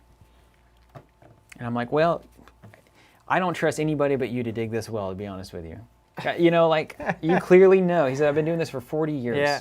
40 years digging wells. It reminds me of when we were first starting to serve alcohol, and it was like you have to have someone to clean your taps, right? Yeah. And the tap lines and stuff. And everyone I ever talked to, every distributor, everyone was like, you gotta get Donnie. Donnie's the guy. Donnie's the only guy in Tulsa that Donnie's does this. the guy. And I was like, what? And he apparently has deals with all the different beer distribution companies, and he'll service it for free, but it's like you got to be shopping with these distributors. It took forever to finally get Donnie. And Donnie is awesome. He's a well, great there you guy. go. You just got to know the right people. When I finally got to talk to Donnie, it was like, he's like, yep, I'm pretty much the only guy that does this. He's like, I was like, you cornered the market in Tulsa on this thing. It's necessary. He's like, yeah. Yep. Sure did. I've been doing it for 6,000 years. Fantastic. Well, good luck on the septic tank. Everyone you. out there, thank you so much for being with us. Hopefully you enjoyed this. We'll be back next week with a whole bunch of streams. Like we said, check out Flashball. We stream that on Tuesday. Throwing back to Ashes on Thursday. That'll also be a good time. Join us for that. We Yeah, stream it 5 days a week. We really appreciate you being here, and all the help on the chat was fantastic. So stay safe out there this weekend. Have a great weekend, and we'll catch you next week.